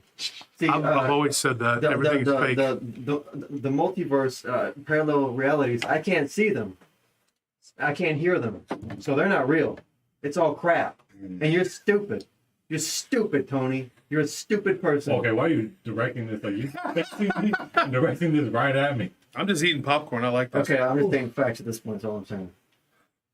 I'm just taking everybody's energy. I like that green hoodie on you. I do too. That's why I changed into it. I'm over here like, and I'm just kidding.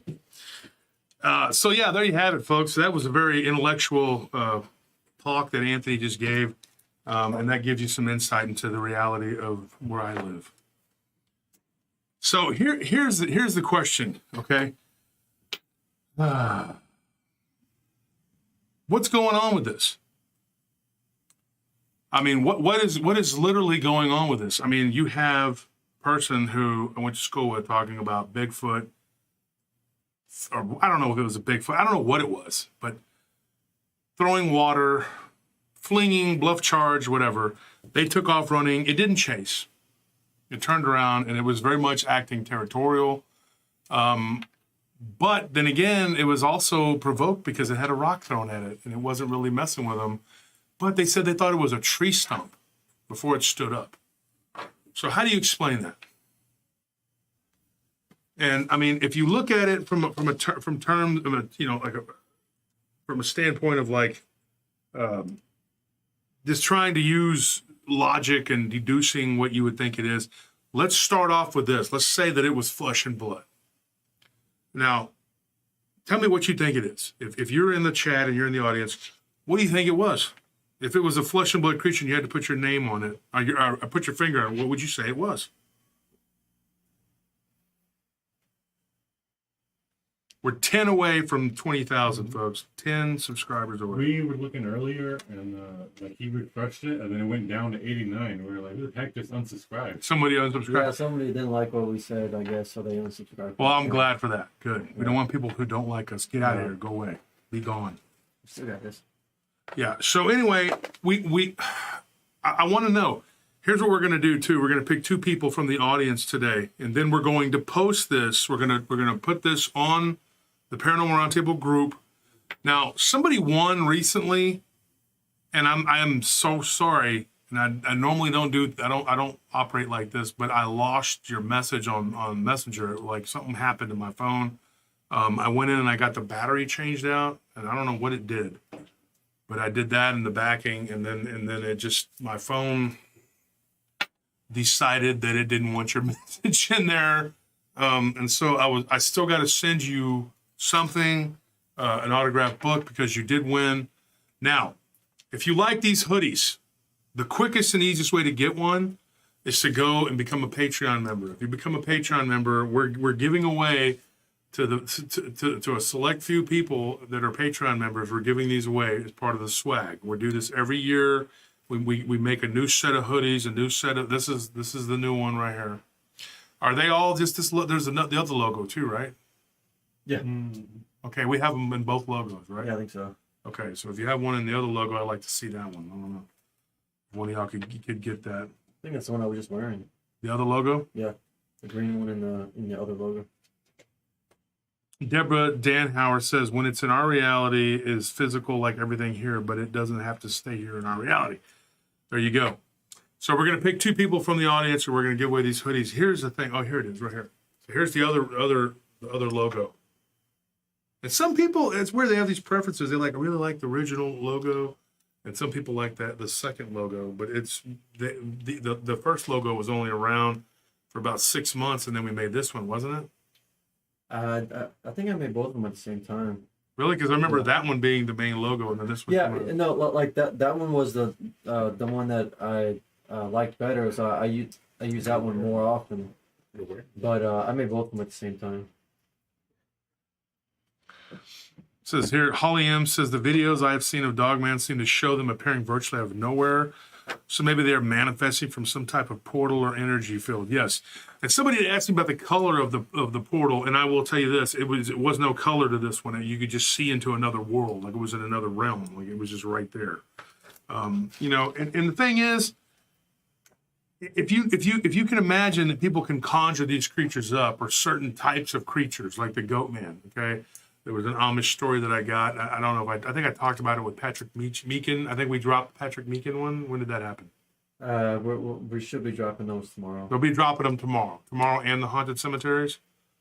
Yeah, we can drop them home. Yeah, so we'll have haunted cemeteries, a two-parter, and I think Patrick Meekin, who is a what do you call it? Protestant exorcist, and it'll be four-part show. Four-part, yeah. 4 parts of Patrick Meekin. Me and Barton, we chopped it up with him, and we talked for a long time. But it was those episodes. So we're dropping 6 new episodes tomorrow. So your Halloween is set, and then all you got to do is watch the next live, 2 lives, and then we'll have Halloween. It's going to be the day after Halloween, because I'd actually like to sit back and watch all of the other podcasters that I'm friends with and do their shows, and then watch the ones that I hate too, and watch them flounder and just laugh at how sorry they are. Anyway, that's horrible. Just the thought of it, though, is fun to think about. But anyway, I do like to watch them squirm because they're full of crap. You know, not knocking other people, but they suck. But you know, and here we are. I'm being very humble because I am not an arrogant person. Okay, I'm just slightly better than the others. If that makes sense. I'm the most humble person. No one is more humble than me. Believe me, I'm the number one humble person. I'd like to take this time to apologize to absolutely no one. The double champ does what he wants. Mic drop. Anyways, the point is, I want to watch the other Halloween shows and see what's going on. I'd like to know. Okay, and then I'm gonna have my friend Jessica Jones, and I'm gonna have Anseline, and of course sitting across from me be Tony, and then we're gonna have Barton on, and we're gonna be doing a Zoom call. And can you do that, Alec? Yeah. Can you show that you be more smarter than him? Are you zooming? Are you doing that? Please be smarter. I'm tired of being a smart one. It's exhausting. Oh my gosh, this That's guy. not really saying. Jeez. So That's not really a high bar. that's he's the more smart. Well, what does it say about He's you the that most you're a notch below me? Okay, be happy about yourself. He'd be the more smartest really of want all to y'all sound bad happy. smart people. It's pretty sad when I'm the smartest person in the room, as dumb as I am. And you're unhappy. Wait, well, hold on, time out. Well, time besides you- Okay, I was about to say, my IQ is pretty freaking high. I am dumb and happy. You're not More dumb. important. You're just not as smart as most Asians. That's all. Yeah, you're one of We end up getting the one that's below the median. Yeah. As my mom said, disappointment. It's so One funny. But your one of mom them says you're handsome underachieving too. Asians. Your mom could be wrong because she says you're handsome too. So that's Well, she's not wrong. she put on there. My handsome boy. When you graduated, I was like, where? Who's this guy? What are you talking I'm about? not looking at my graduation photo. Well, I like the way you had your leg up and you were trying to look cool, but you looked like Revenge of the Nerds Prom. and thrown up all over yourself. That was a prom. Well, they all look terrible. They're equally terrible. Don't feel bad about one over the I other. don't know. I That's mean, all I'm saying. with that face, you got to work on your body more. To make up for the Karate. to make up for the lack Train your of body. attractiveness in the How face. dare You have to work on the So body. Laksha Isaiah says, just look the experiment with the particles that act different based if someone is observing or not. That tells all about this reality. It's not different to what we dream. Yes, you're right. That's a great comment, you know. Chris Clough said, Barton, only can you have her post her channel on your page? I can subscribe to it. Sabella, you have my number. If you want to post, you want to send it to me on my phone, I can like give it to Anthony or Alec, and they can post it on there.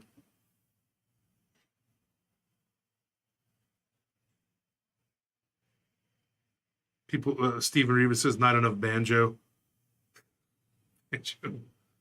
Banjo is cute. I don't know why. The bestest, most smartest person ever.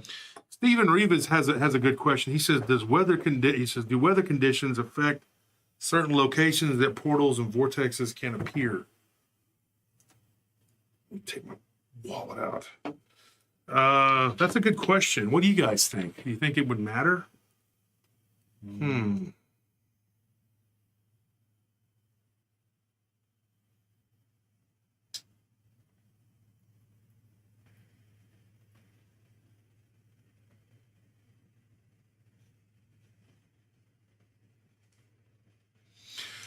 So I have a question for you. If you look at a map that the UN, and this goes back to the Admiral Byrd thing and the flat Earth deal. I'm not sold on the flat Earth. I know a few people who are, and they're always trying to convince me that it. But I'm going to tell you right now, I'm not 100% on anything. But on the flat Earth, it is odd that there is a map, okay, and you see all the continents kind of turned like this, and then Antarctica goes all the way around it, and then outside of that are these 4 weird land masses. So if anybody can tell me what the heck that is and what's going on with that, I'd love to know. That is so weird. So if you look at like these, I mean, and like I said, I'm not a flat earther, but when you talk to pilots, no, Anthony and Tony, y'all were with me. And your younger brother, Adrian, was too, Anthony. He's one of my dear nephews. Christmas 2019. Was it 2019? Has it been that long? Jeez, like almost 3 years ago. So we went to SeaWorld and we had we had fun. We had San Antonio. We did everything, and we went to the zoo. And we talked to this pilot, and we started up with that flat Earth thing. And there again, you got these weird things that these pilots believe. Like it's weird. It's how they know there's something that we don't. How they have to go clear across the country to stop somewhere, and then they have to go somewhere else. From that point, they don't just fly straight to their destination. They'll go way out of the way, I also talked to somebody whose dad and his grandfather were captains, ship captains. One of them was a cruise ship captain, and emphatically told me that the Earth was flat and that it's hollow. I don't know what to make of that. And please, this is somebody that told me this. Whenever I speak about a subject, they're like, Josh Turner said, blah, blah, blah, blah, blah, blah, blah. Well, Josh Turner is only saying what Josh Turner knows other people have said. Okay, so I'm parroting it, and then I'm giving you my opinion, my advice, whatever you want to take it if you want. I don't know. Okay, I don't know if aliens are demons 100%. I have theories about it. They couldn't be. I don't know. I don't know if Bigfoot is 100% flesh and blood. I don't know if it's 100% not flesh and blood.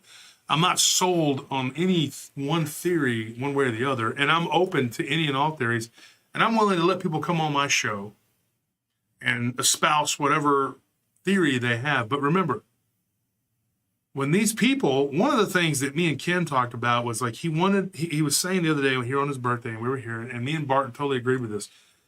We got to get away from this. People dealing in absolutes. They come out and they say, I absolutely know that this is 100% what this thing is. Well, you don't know that. Because if you very rigidly say, then this is what it is, and you're 100%, and then you're unwilling to listen to anyone else, my theories and feelings on these things has evolved. My feelings have evolved, and my theories have evolved from what I once thought it was to somewhere else now, to where I'm out there kind of going like, I don't know what it is. And that's a problem that we're facing in this community with a lot of these different compartmentalized subjects. And when I interviewed with Daniel Jones on the Vortex, I basically was talking about trying to decompartmentalize a lot of these subjects and trying to bring them together to make them be one big paranormal soup, as Jason Bland's show's called Paranormal Soup. And I like that name. And he does a very good job. Check him out. He's on Sunday nights. And he's always got great guests. But when you're looking at this whole paranormal soup and what it is, I can't tell you. But I mean, when you get these people that are already convinced to themselves that they know what's going on, and that's all there is to it. That's it. There's nothing else. This is what we're dealing with. This is what this is what's happening. You can't convince them otherwise because it couldn't possibly be something else.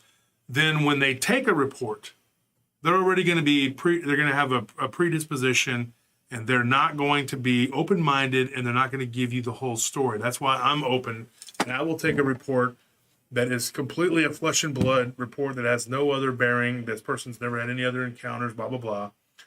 Or I will take a report of something that is completely of a spiritual nature. Make sure they can hear me because I'm sitting away from it. Did you say something? Okay, there we go.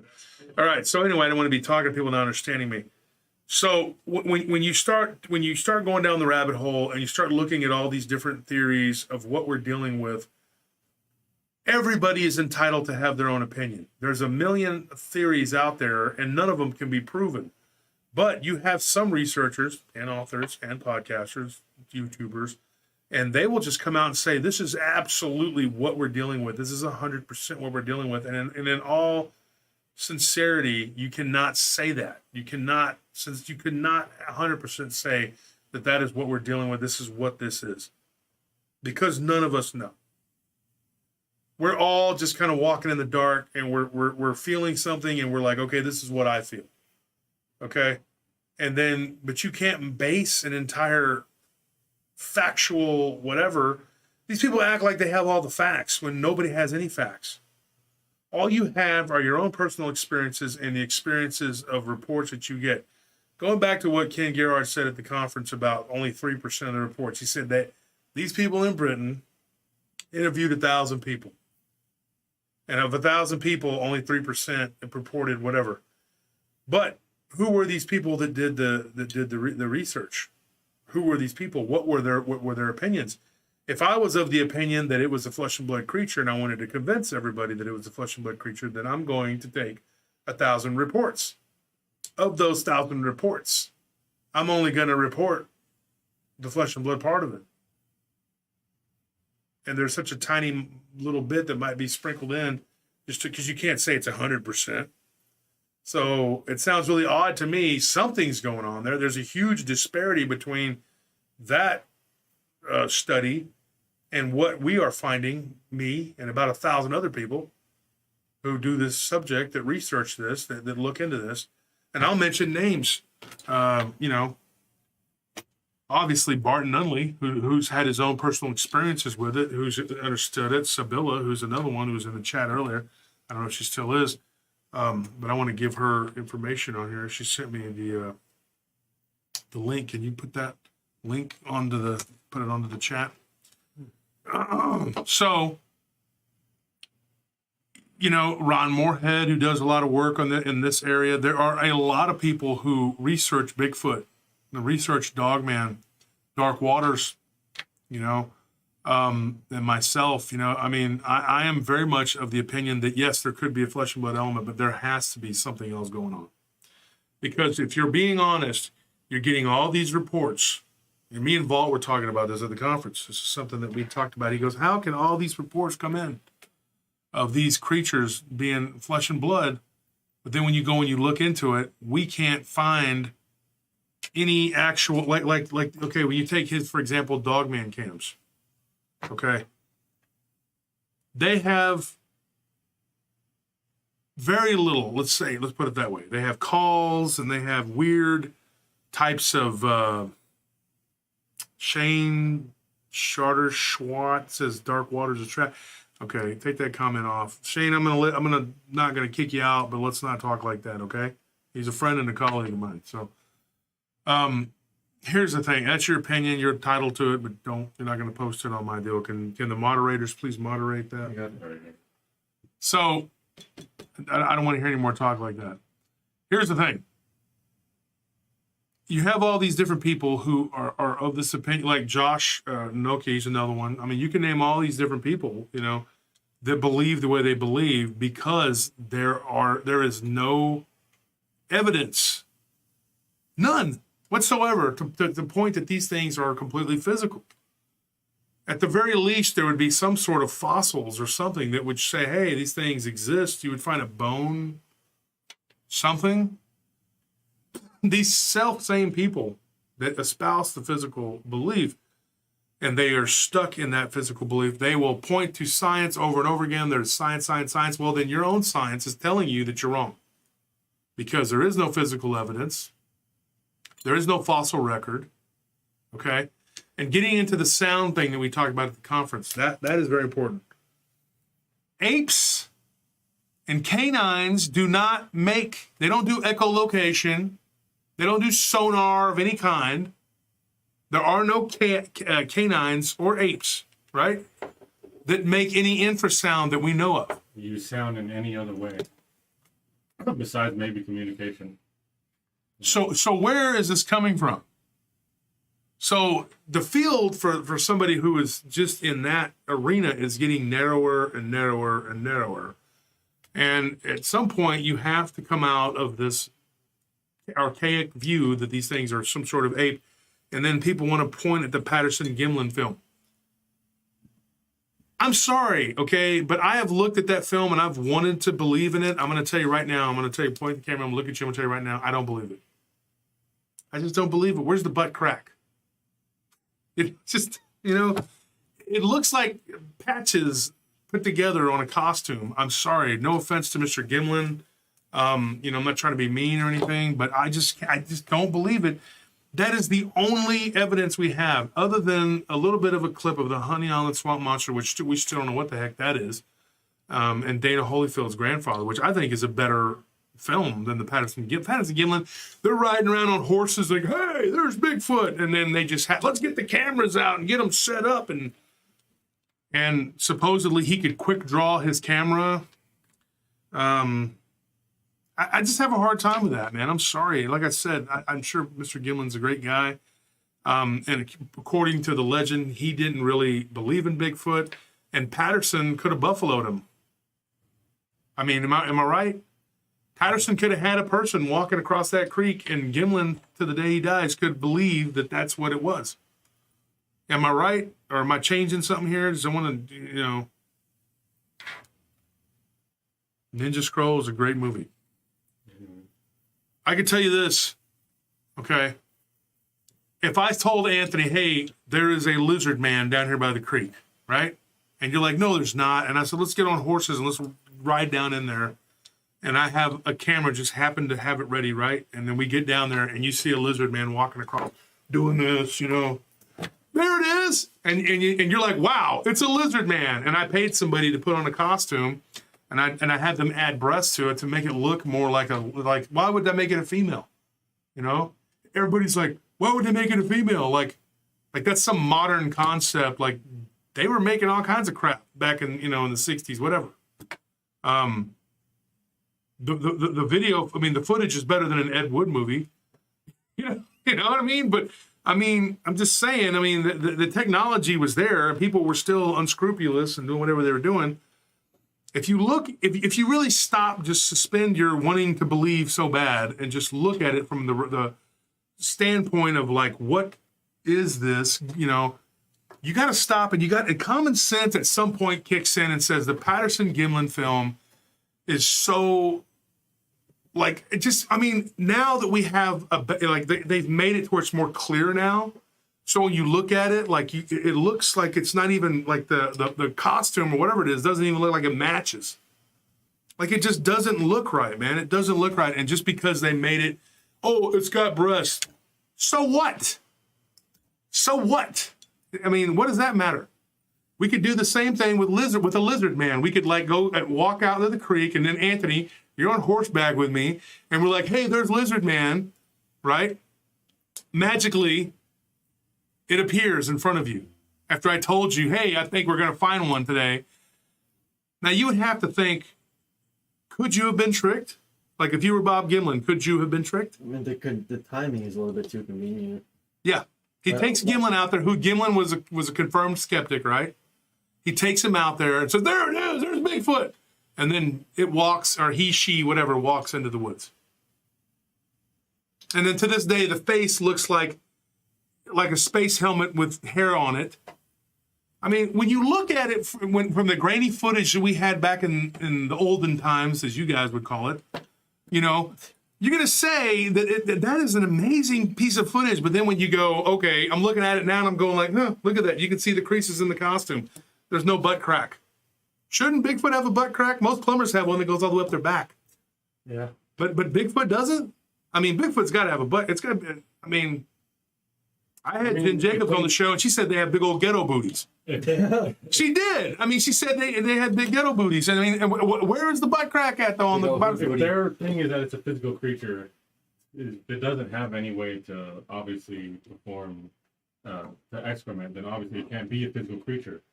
So you're saying that Patterson Gimlin and the Bigfoot is actually not, that's an ethereal being? If it doesn't have a butt crack, then yeah, I would say that. It's a weird way to put it, but it's a weird point of evidence. What point, if it was evolution, though, what point does it say, I don't need to evolve a butt crack? Maybe it poops out of its mouth like you do. That's just because. You got that from South Like Park. you're doing right now. South Park. Like you're doing right now. I was going to point out, though, Stimulate You open your had a mouth great and the comment crap that comes says a lot of these experts have a seen one, seen them all perspective. Yeah, okay, and that's another thing, too. If you've seen one, seen them all, okay. The one that I saw, which is the same one I believe that was seen multiple times in 1990, the year of the Dogman, as I call it, looks completely different than, say, the one that was seen in Arizona when there was kind of a flap at that time. It looked like a hyena on its hind legs. I mean, there were several people that reported it. Me and Nellie, who's actually in the studio. You want to say hi, Nellie? She's actually in the studio. Hi. Come and say hi. Come on camera, say hi. Come on, you look good. You're fine. Come on. Come on, Frank. I'm not doing this alone. So, anyways, we did a show about the hyena cryptid type of the Dogman, and if you go and you listen to it, we talk about that. There is a hyena type that it looks like a hyena, but it's people will say, okay, then that's proof that these things can be physical because there's a hyena type creature that lived during the Pleistocene era that lived in Texas before Texas was part of a shallow inland sea. So that's why they're out in West Texas. Wrong. There again, where is the physical evolutionary, as people want to call it, fossil evidence of an upright canid or an upright hyenidae walking around? And don't give me Amphitryon because that was not a hyena die, okay? The bear dog, you're talking about Pliocene, you're getting way out and whatever. I'm talking about give me something. Give me some evidence that can say, hey, this thing stood up and walked around. Somebody tried to say a giant sloth of Patagonia, okay? I'm not getting any reports of giant sloths down there. I don't know if you people are, but that's not what we're looking at. This was not a giant sloth that I saw, okay? And yes, they were aggressive and they could kill you. I'm not seeing glyptodons. I'm not getting reports of that either. But we are getting reports of upright canids and giant ape-like creatures, and we call them ape-like because we don't know what else to call them.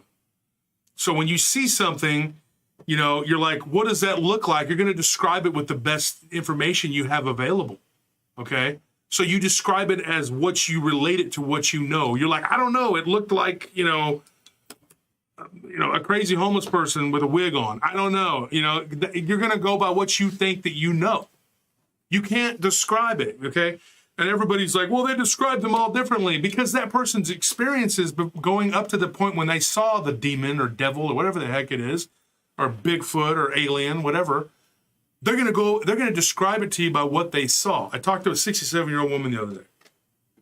She had no idea anything about Bigfoot. Her grandson got her on the phone and she started talking. First she thought I was her other grandson, and I was like, hi, Grandma. How are you doing? And so she started telling me all these nice things. But anyway, the point is that, you know, James, you need to brush your teeth. Apparently that's the problem. So she starts talking to me, and finally when she figured out who I was, she goes, oh, okay, you're the Bigfoot guy. And I'm like, I'm not the Bigfoot guy, all right? I got other things going on in my life besides Bigfoot. I also like rollerblading and frozen yogurt. But anyway, I told her, I said, can you tell me what you saw? You know what she said? She said, I was reading a book, and it looked like a giant. It was from like a fairy tale or something, like a giant. And because that's all she knew to call it. But she goes, but it was covered in hair. She said it smelled really bad and she could smell it through her kitchen window. right? This woman lived in Lawton, Oklahoma. She said it was like a giant, because that's what that's her personal experience. So when you start looking at these creatures from the lens of like everybody's going to be different from what they see, of course it is, because not everybody's had the same experience. So unless you're out there and you're looking for it, and you know exactly what you're looking for, which apparently Patterson did. He was like out there, I'm on horseback. Oh, there's Bigfoot. He happens to stumble across it and then has a quick draw camera from the 60s or whatever, which I don't know how that happened. But he's like, oh, I'm going to start filming it. And it just happened to walk across perfectly. Gimlin's like, wow, way to go, Roger. We figured it out. There it is. And then for however many years it's been, we've never gotten another good photo of it other than the Honey Island swamp monster and Dana Holyfield's grandfather. Does that even make sense? How is that even logical? But yet we have 5,000 reports, of which we said earlier we've covered about 500, right? But not one shred of evidence. So if these people are seeing these things, where is the proof? That's what I'm asking. And we can't get to that. And then there's people that are just like, it's an ape, it's an ape, it's an ape, blah, blah, blah, blah, blah, it's an ape. Well, then it's an escaped monkey that came out of the zoo and is running around pooping everywhere. Okay, because apparently we get scat or something all the time, and then they're like, we can't identify it. We can't identify it. And then don't even get me into the genome project, because then everybody starts fighting about the validity of that. Look, all I'm saying is we have people who want to believe so bad that there's a giant monkey man running around out in the woods. And I'm telling you right now, there is, but it's not the way you think it is. And don't tell me to tell you what it is, because I don't know. I'm not a liar, so I'm not going to sit up here and tell you that I know. All I know is we have phones, little miniature computers right now, okay? And I'm out there in the woods. Me and my wife, well, she got a better look at whatever the heck it was. I don't say I saw Bigfoot. All I know is that she got a better look at it. The cows were all pushed up against one side. The horses were going crazy. The dogs were barking. And she's like, honey, there's something up in that ranch. We were doing security at a place called, oh, God. Was it It was Rolane. It was right off of Rolane in Pflugerville. Okay, and they had a Dogman report from that area and Bigfoot. Two different sides of that. I've seen it. I haven't seen it, but I've got the reports. I've seen the reports. Here we go. There's a big reddish brown thing. I saw a big wall of a back or something. That's all I saw. So I cannot say. And oddly enough, Lyle Blackburn saw the same thing out in Falk. And we talked about that. So did you put Sibylla's deal up there? Yeah. Okay. So anyways, you go and you look at this bit of quick whatever it is. I didn't have time to get my cell phone out and take a picture. But yet Roger Patterson, he practiced a quick draw from 67 or something. You know what, camera? It's like this big. How is he going to quick draw his camera out when I can't even go like this, click, and take a freaking photo of a Bigfoot? But yet this guy, he managed to pull out a camera and just blazing speed, and he managed to get it, and then the rest is history. How can you? We should do two things. We should go out there and we should try to reenact this quick draw. Okay, and then the other thing we need to do is we need to interview 1,000 people. Okay, and see what the numbers are. Random Bigfoot, whatever. Okay, amazingly, they interviewed 1,000 people who had seen Bigfoot. So beforehand, you have to already know that these people have seen Bigfoot, right? So they impartially went in and checked 1,000 different reports. I have a hard time buying that too. And like I said, Ken, no offense to you, Ken Gerard does great work. He's a colleague of mine. He is a dear, dear friend. That is all we disagree on, is that Bigfoot. But I don't disagree with him in the way that, yeah, there is a flesh and blood thing running around out there. Now, what it is, I don't know. It makes noise. Me and my wife have been out by the lake. We heard wood knocks. Honey, you want to come here for a minute? Thank you, Plutonium Loach, for the $4.99 donation, and also P Head Inc. for the $2 donation. Is Nellie still here? They might have stepped outside or something for a cigarette. I wanted to ask her if she could come here because she was with me. P-head.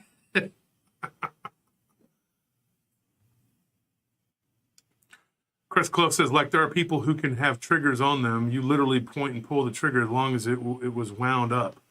Yeah, to me, it's hard to imagine being able to quick draw a big, bulky camera like that. He had practiced it, you know. I don't know about all that.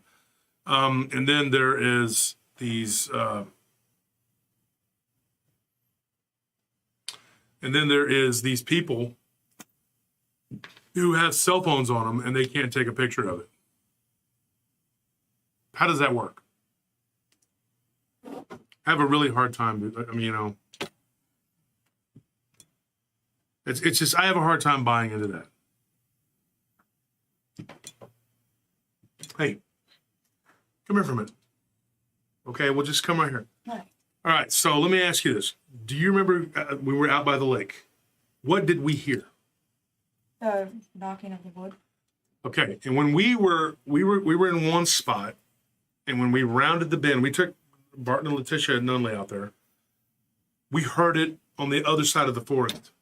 Yeah, and it followed us. It followed us. Everywhere we went, we heard wood knock, right? So either there were 30 Bigfoot out there, or there was one that was able to somehow teleport itself. Either scenario sounds highly implausible, but we heard it. And it only happened one time, and it never did it again. That was it. But that particular night, they were out there.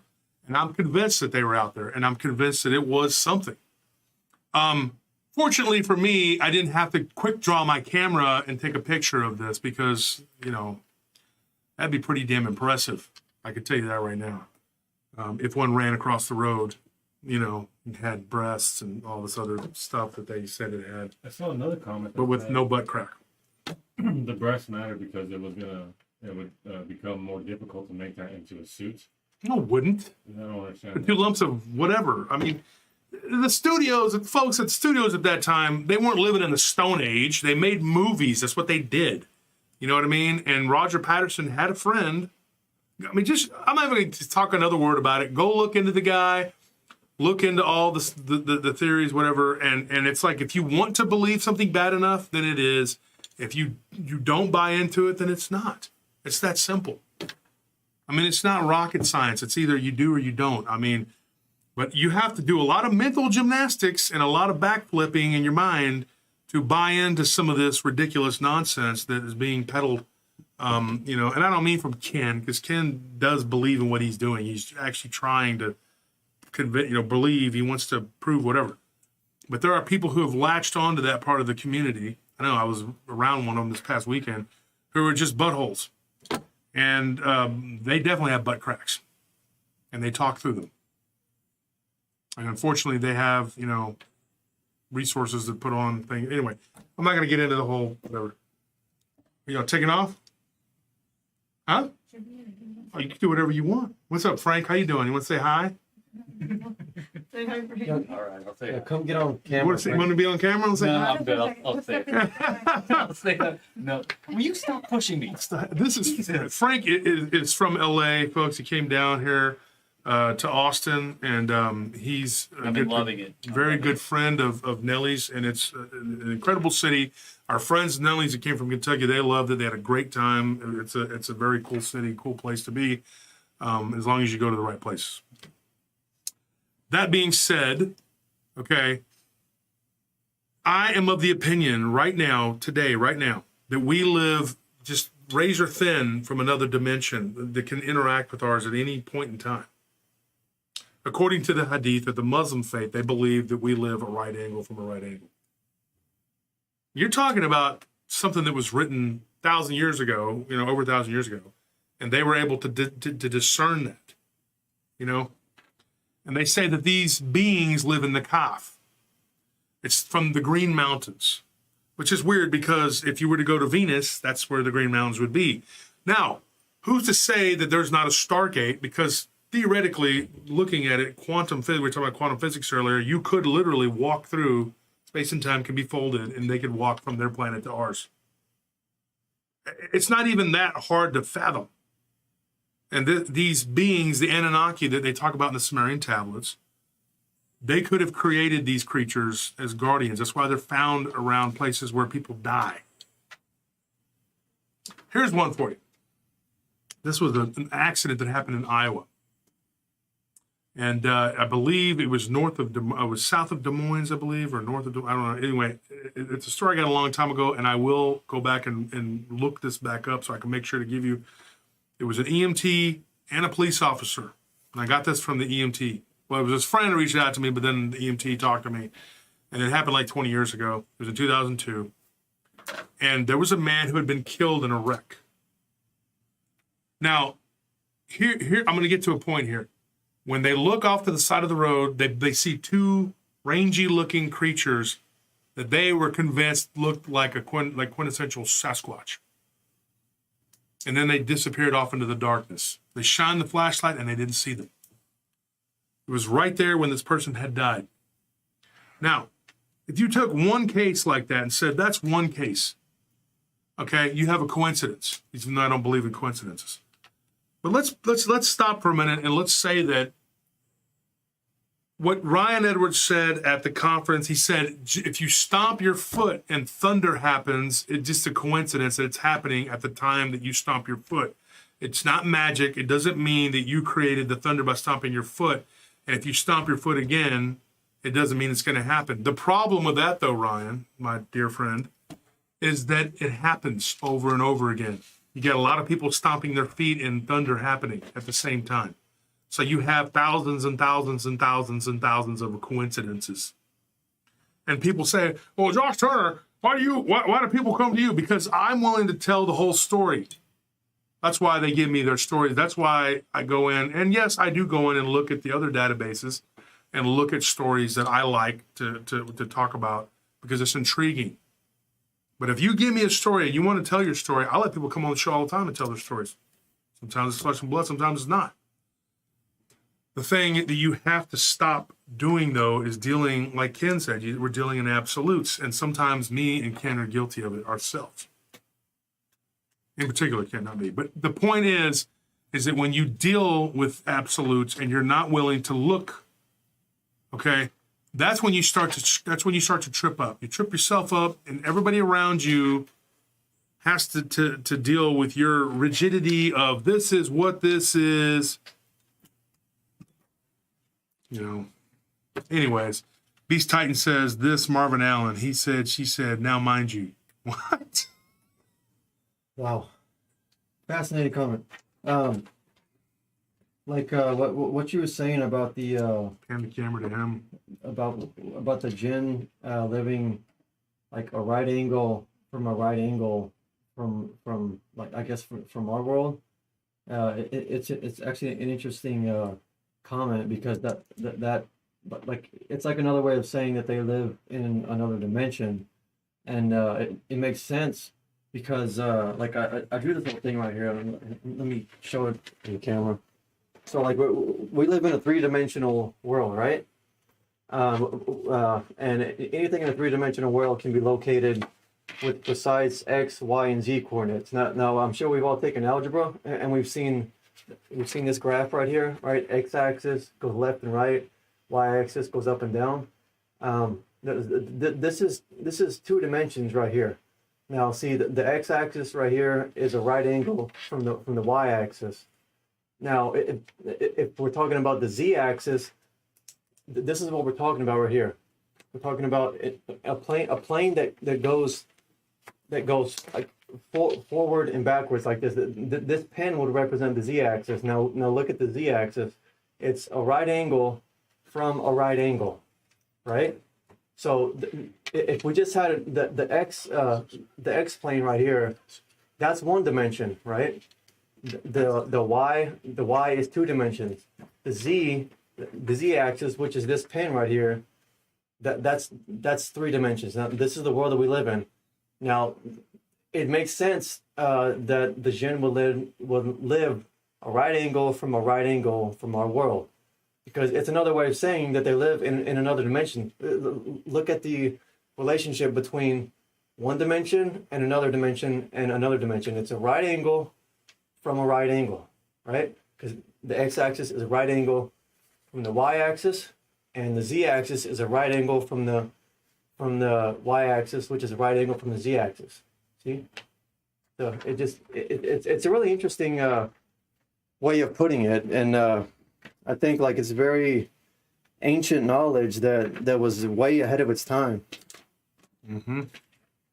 Well, they had mathematics back then. It's not like it was, like it was some strange thing, whatever. I mean, we use Arabic numerals. I mean, they pretty much created the math as we and when you look at the science behind it, I mean, because it isn't magic, it is science.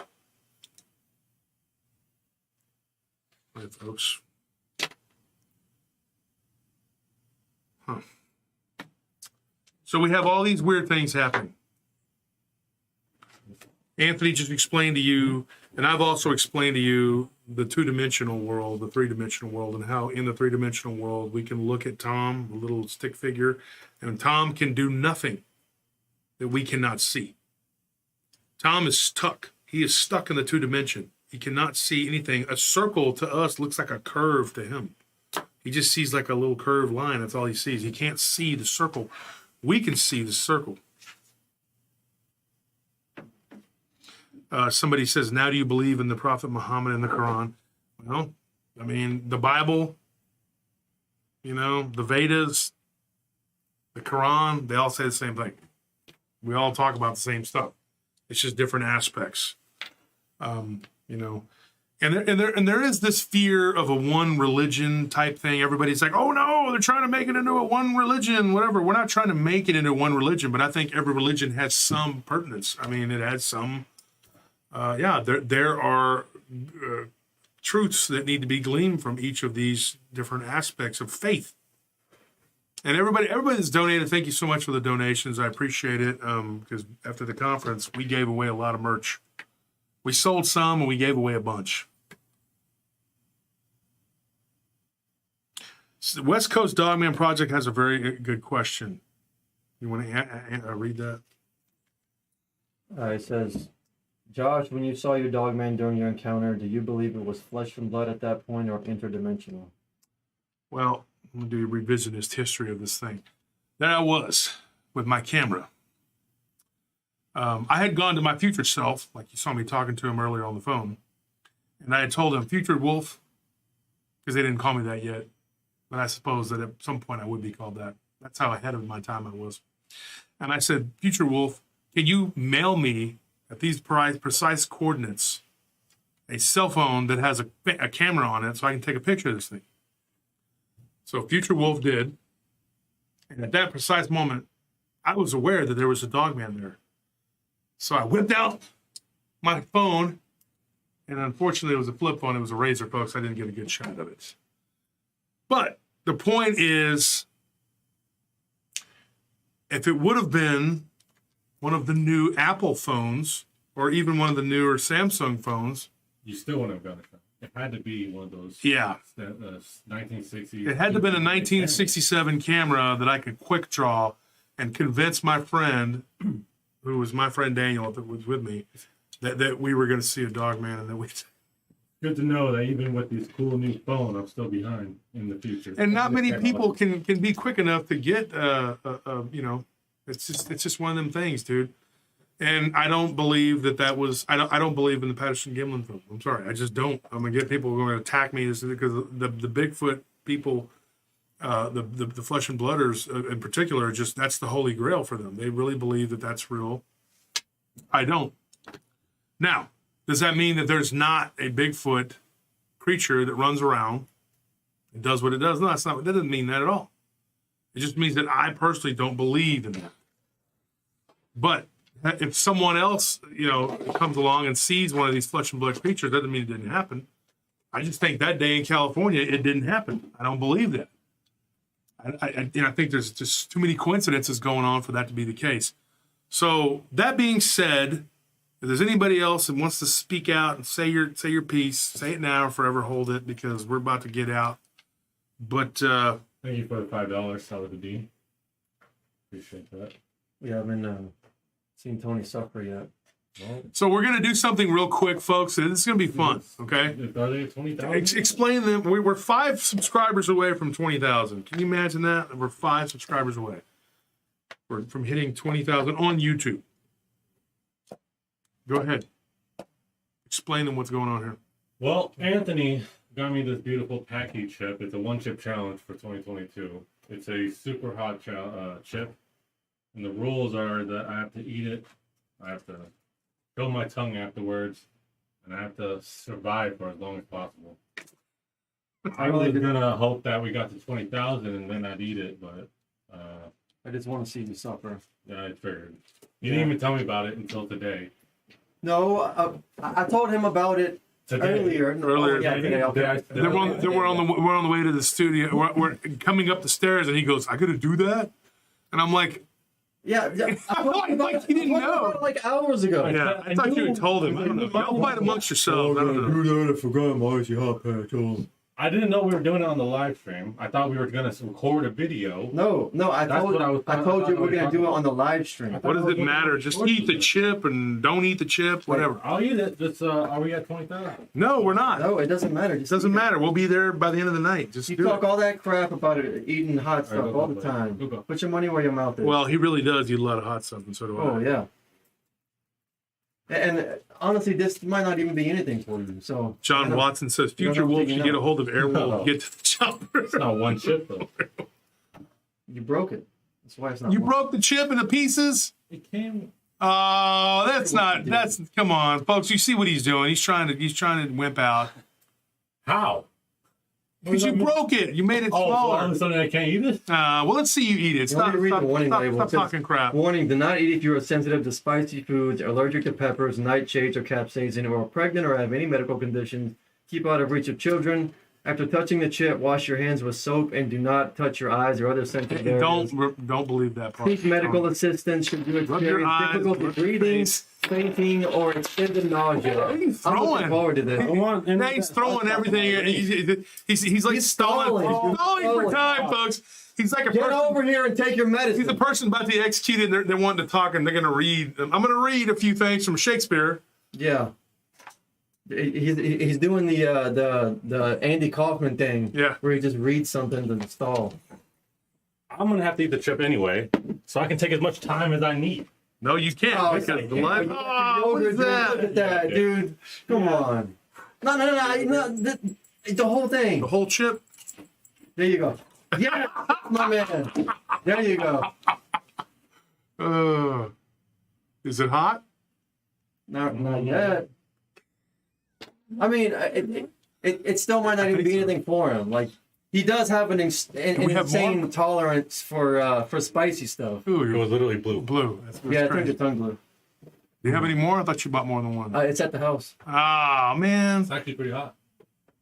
I'm sure it is. If it's a freaking, it's a chip challenge, one chip challenge. That's How the bad? reaction. How bad? It's actually pretty hot. But besides that, I think I'll be okay. Okay. Are you we'll sure? see how it Don't works throw up out. on my equipment, dude. I mean, just the hiccups besides that. How hot? Like, we eat hot stuff. So what do you think? It was like that pickle. Oh, no. Yeah. No, no. Okay, so Dude, I had to open it's the a, window because the pickle was so. Oh yeah. Okay. Yeah. It says it's a gold That was the pepper hottest thing I chip, ever ate in my life. or The Amish tried to kill me it says it's twice. made with Reaper pepper and scorpion pepper, whatever that is. And Anthony is obviously sadistic and having way too much fun with this. Yeah. No, Tony, you all right? I'm okay. I'm not Your even. eyes are watering. I'm not even Drink- having drink- fun with it drink because he's fine. Yeah, you should. I mean, besides my eyes watering, my mouth. And the whole burning in your throat and your stomach all the way. Yeah. Take a drink of your drink there, dude. It's something. I don't want you dying I in mean, my studio. it's not a challenge. I'm not supposed to, but I honestly. He doesn't need it. He's fine. Okay. Well, the thing is, you have never been able to eat even a jalapeno, so shut up, all right? You're such a Yeah, I don't talk. I don't talk about that crap. All that crap about being able to do it, do Did I? I just eat it or not? time out. Yes. and Here's he's my okay. here's my imitation. Is that okay? Here's my imitation of Anthony as a I'll let kid. you sit, but you can Okay, drink it if you you don't want. be quiet. I'm trying to talk. It's my show. Shut up. Okay, here's my impersonation of Anthony as an 8-year-old kid, and we went to go eat at a restaurant because little Lord Fauntleroy could not have his food touching. And Regina, my sister, I love you. Okay, but mijo, okay, little pobrecito, he had to not have his food touching. Oh, why would you do this? This poor kid. Why? I'm not gonna eat, Mom, because the mashed potatoes disappeared. That's what he did. Okay, so blame my mom. Then when I said, a little what is kid. wrong with this kid? Make him eat like a normal person. You're turning him into a sissy. He's going to be a big wimp his whole life. He's never going to do anything but be a big weenie. Definitely not And she's like, me. you shut up. You shut up. Poor baby. Dog, it's okay. We'll move your mashed potatoes from your peas and the garlic won't touch the mashed potatoes. Oh. And now look at him. Hand to this guy. Show him. Look at this guy. I was Look at when he looks. This is why when you do that, this is what happens. He's never hit puberty. He's just there, and he's like a prepubescent child. Who doesn't look like a prepubescent child next to you? You're a giant. You're a Nephilim. I'm not talking about me. And stop talking about me, and don't say I'm a werewolf because you know it's not true. Here's the thing. You're a freak of nature is what you are. Okay. You don't know. Whether you don't compare yourself to me, I don't go around saying I'm like Thor. You don't compare yourself to me, but compared to the average person, you do look kind of like an alien. Look at his head. Pan back to him. Take a look at it. Turn the camera where you can see him. Oh, okay. I'm sorry. I don't have a giant fat head, size 8, a new era size 8 hat like you do. Okay. Take a look at this. Look at how they get his head. Who doesn't have a Compared to peanut his- head compared to that one monstrous globe you have on your shoulders? So pan back to me. I have a very small head, dude. Look at this. That's all it is this right here. Because this is actually me. I'm Patty. No, you're one of those things from Mario. One of those the shy guys. Drop That's what you are. kick, point blank. Anthony is an alien. And I'm impressed that you ate the chip. Yeah. Although you did try to stall and act like a little baby. I just wanted to get this. Yeah, and it was all for nothing because it was like nothing for It you. got a little worse after I drank something, actually. He said it was like the pickle. That was not good. The pickle was horrible. Folks, let me tell you what happened. We bought these pickles over there by the Choctaw Reservation. They were, the Amish people have a little spot over there. And we bought some really, we thought they were just hot pickles. We were coming out of there, and a buddy of mine lives up there, and he said, yeah, the Amish place, they have these hot pickles. They're really good. Me and Tony bought a couple jars. Well, I was eating pickles. I was eating them. And I was like, yeah, these need, you know what they need? I guess I ate a couple of them real quick. These need some cayenne and some chili. So I rolled them, and it was so bad. And I ate this one, and then Anthony ate just one of the pickles. It was so bad, folks, that I had to go to the window to breathe in cold air in my mouth. Am I lying, Anthony? No, you made the mistake of rolling it in cayenne pepper. I didn't even do that. Yeah, that was, and I ate hot enough it. for me. It was horrible, dude. That's I mean, it by was one of the far- hottest things I've ever had in my life. That's hotter than this. This is nowhere near that. Okay. Yeah. So anyway, Because I'm already done. well, there you go. I mean, I just have to blow my nose. It's so. In conclusion to this whole night, would Bigfoot or Dogman or the crawler and these other creatures, would they be able to do the chip challenge? That's the most important thing. Isn't that why peppers were formed? Or like the I say yes because they're not completely flesh and blood. They can eat it and just walk off. They can go run. They're burning, so they just run through the portal and they're fine. On the other side of the shoe, though, I don't believe that everybody that's disappearing in national forests is being abducted by aliens or snatched up by Bigfoot or some other preternatural being creature. You know what I'm saying? I'm not buying that. We're not doing that. Everybody that donated, thank you so much. I appreciate it. We could definitely use it. We are in the process of trying to move, and so we really could use the help. Please, more money. Please, I'm joking. Please, sir, I want some more. More? Please, sir, I need some more. Sometimes you have to give us candy. It is Halloween. It is Halloween. And so anyways, tonight I'm saying goodnight from everybody here at PRT. Thank you for the video quality, Alec. Thank you for the audio, Anthony. Tony, thank you for being a bum that hangs out with us. You want to say goodnight, guys? Yeah, thanks for everybody for donating. Say goodbye to Banjo. You want to say bye, Banjo? Bye-bye.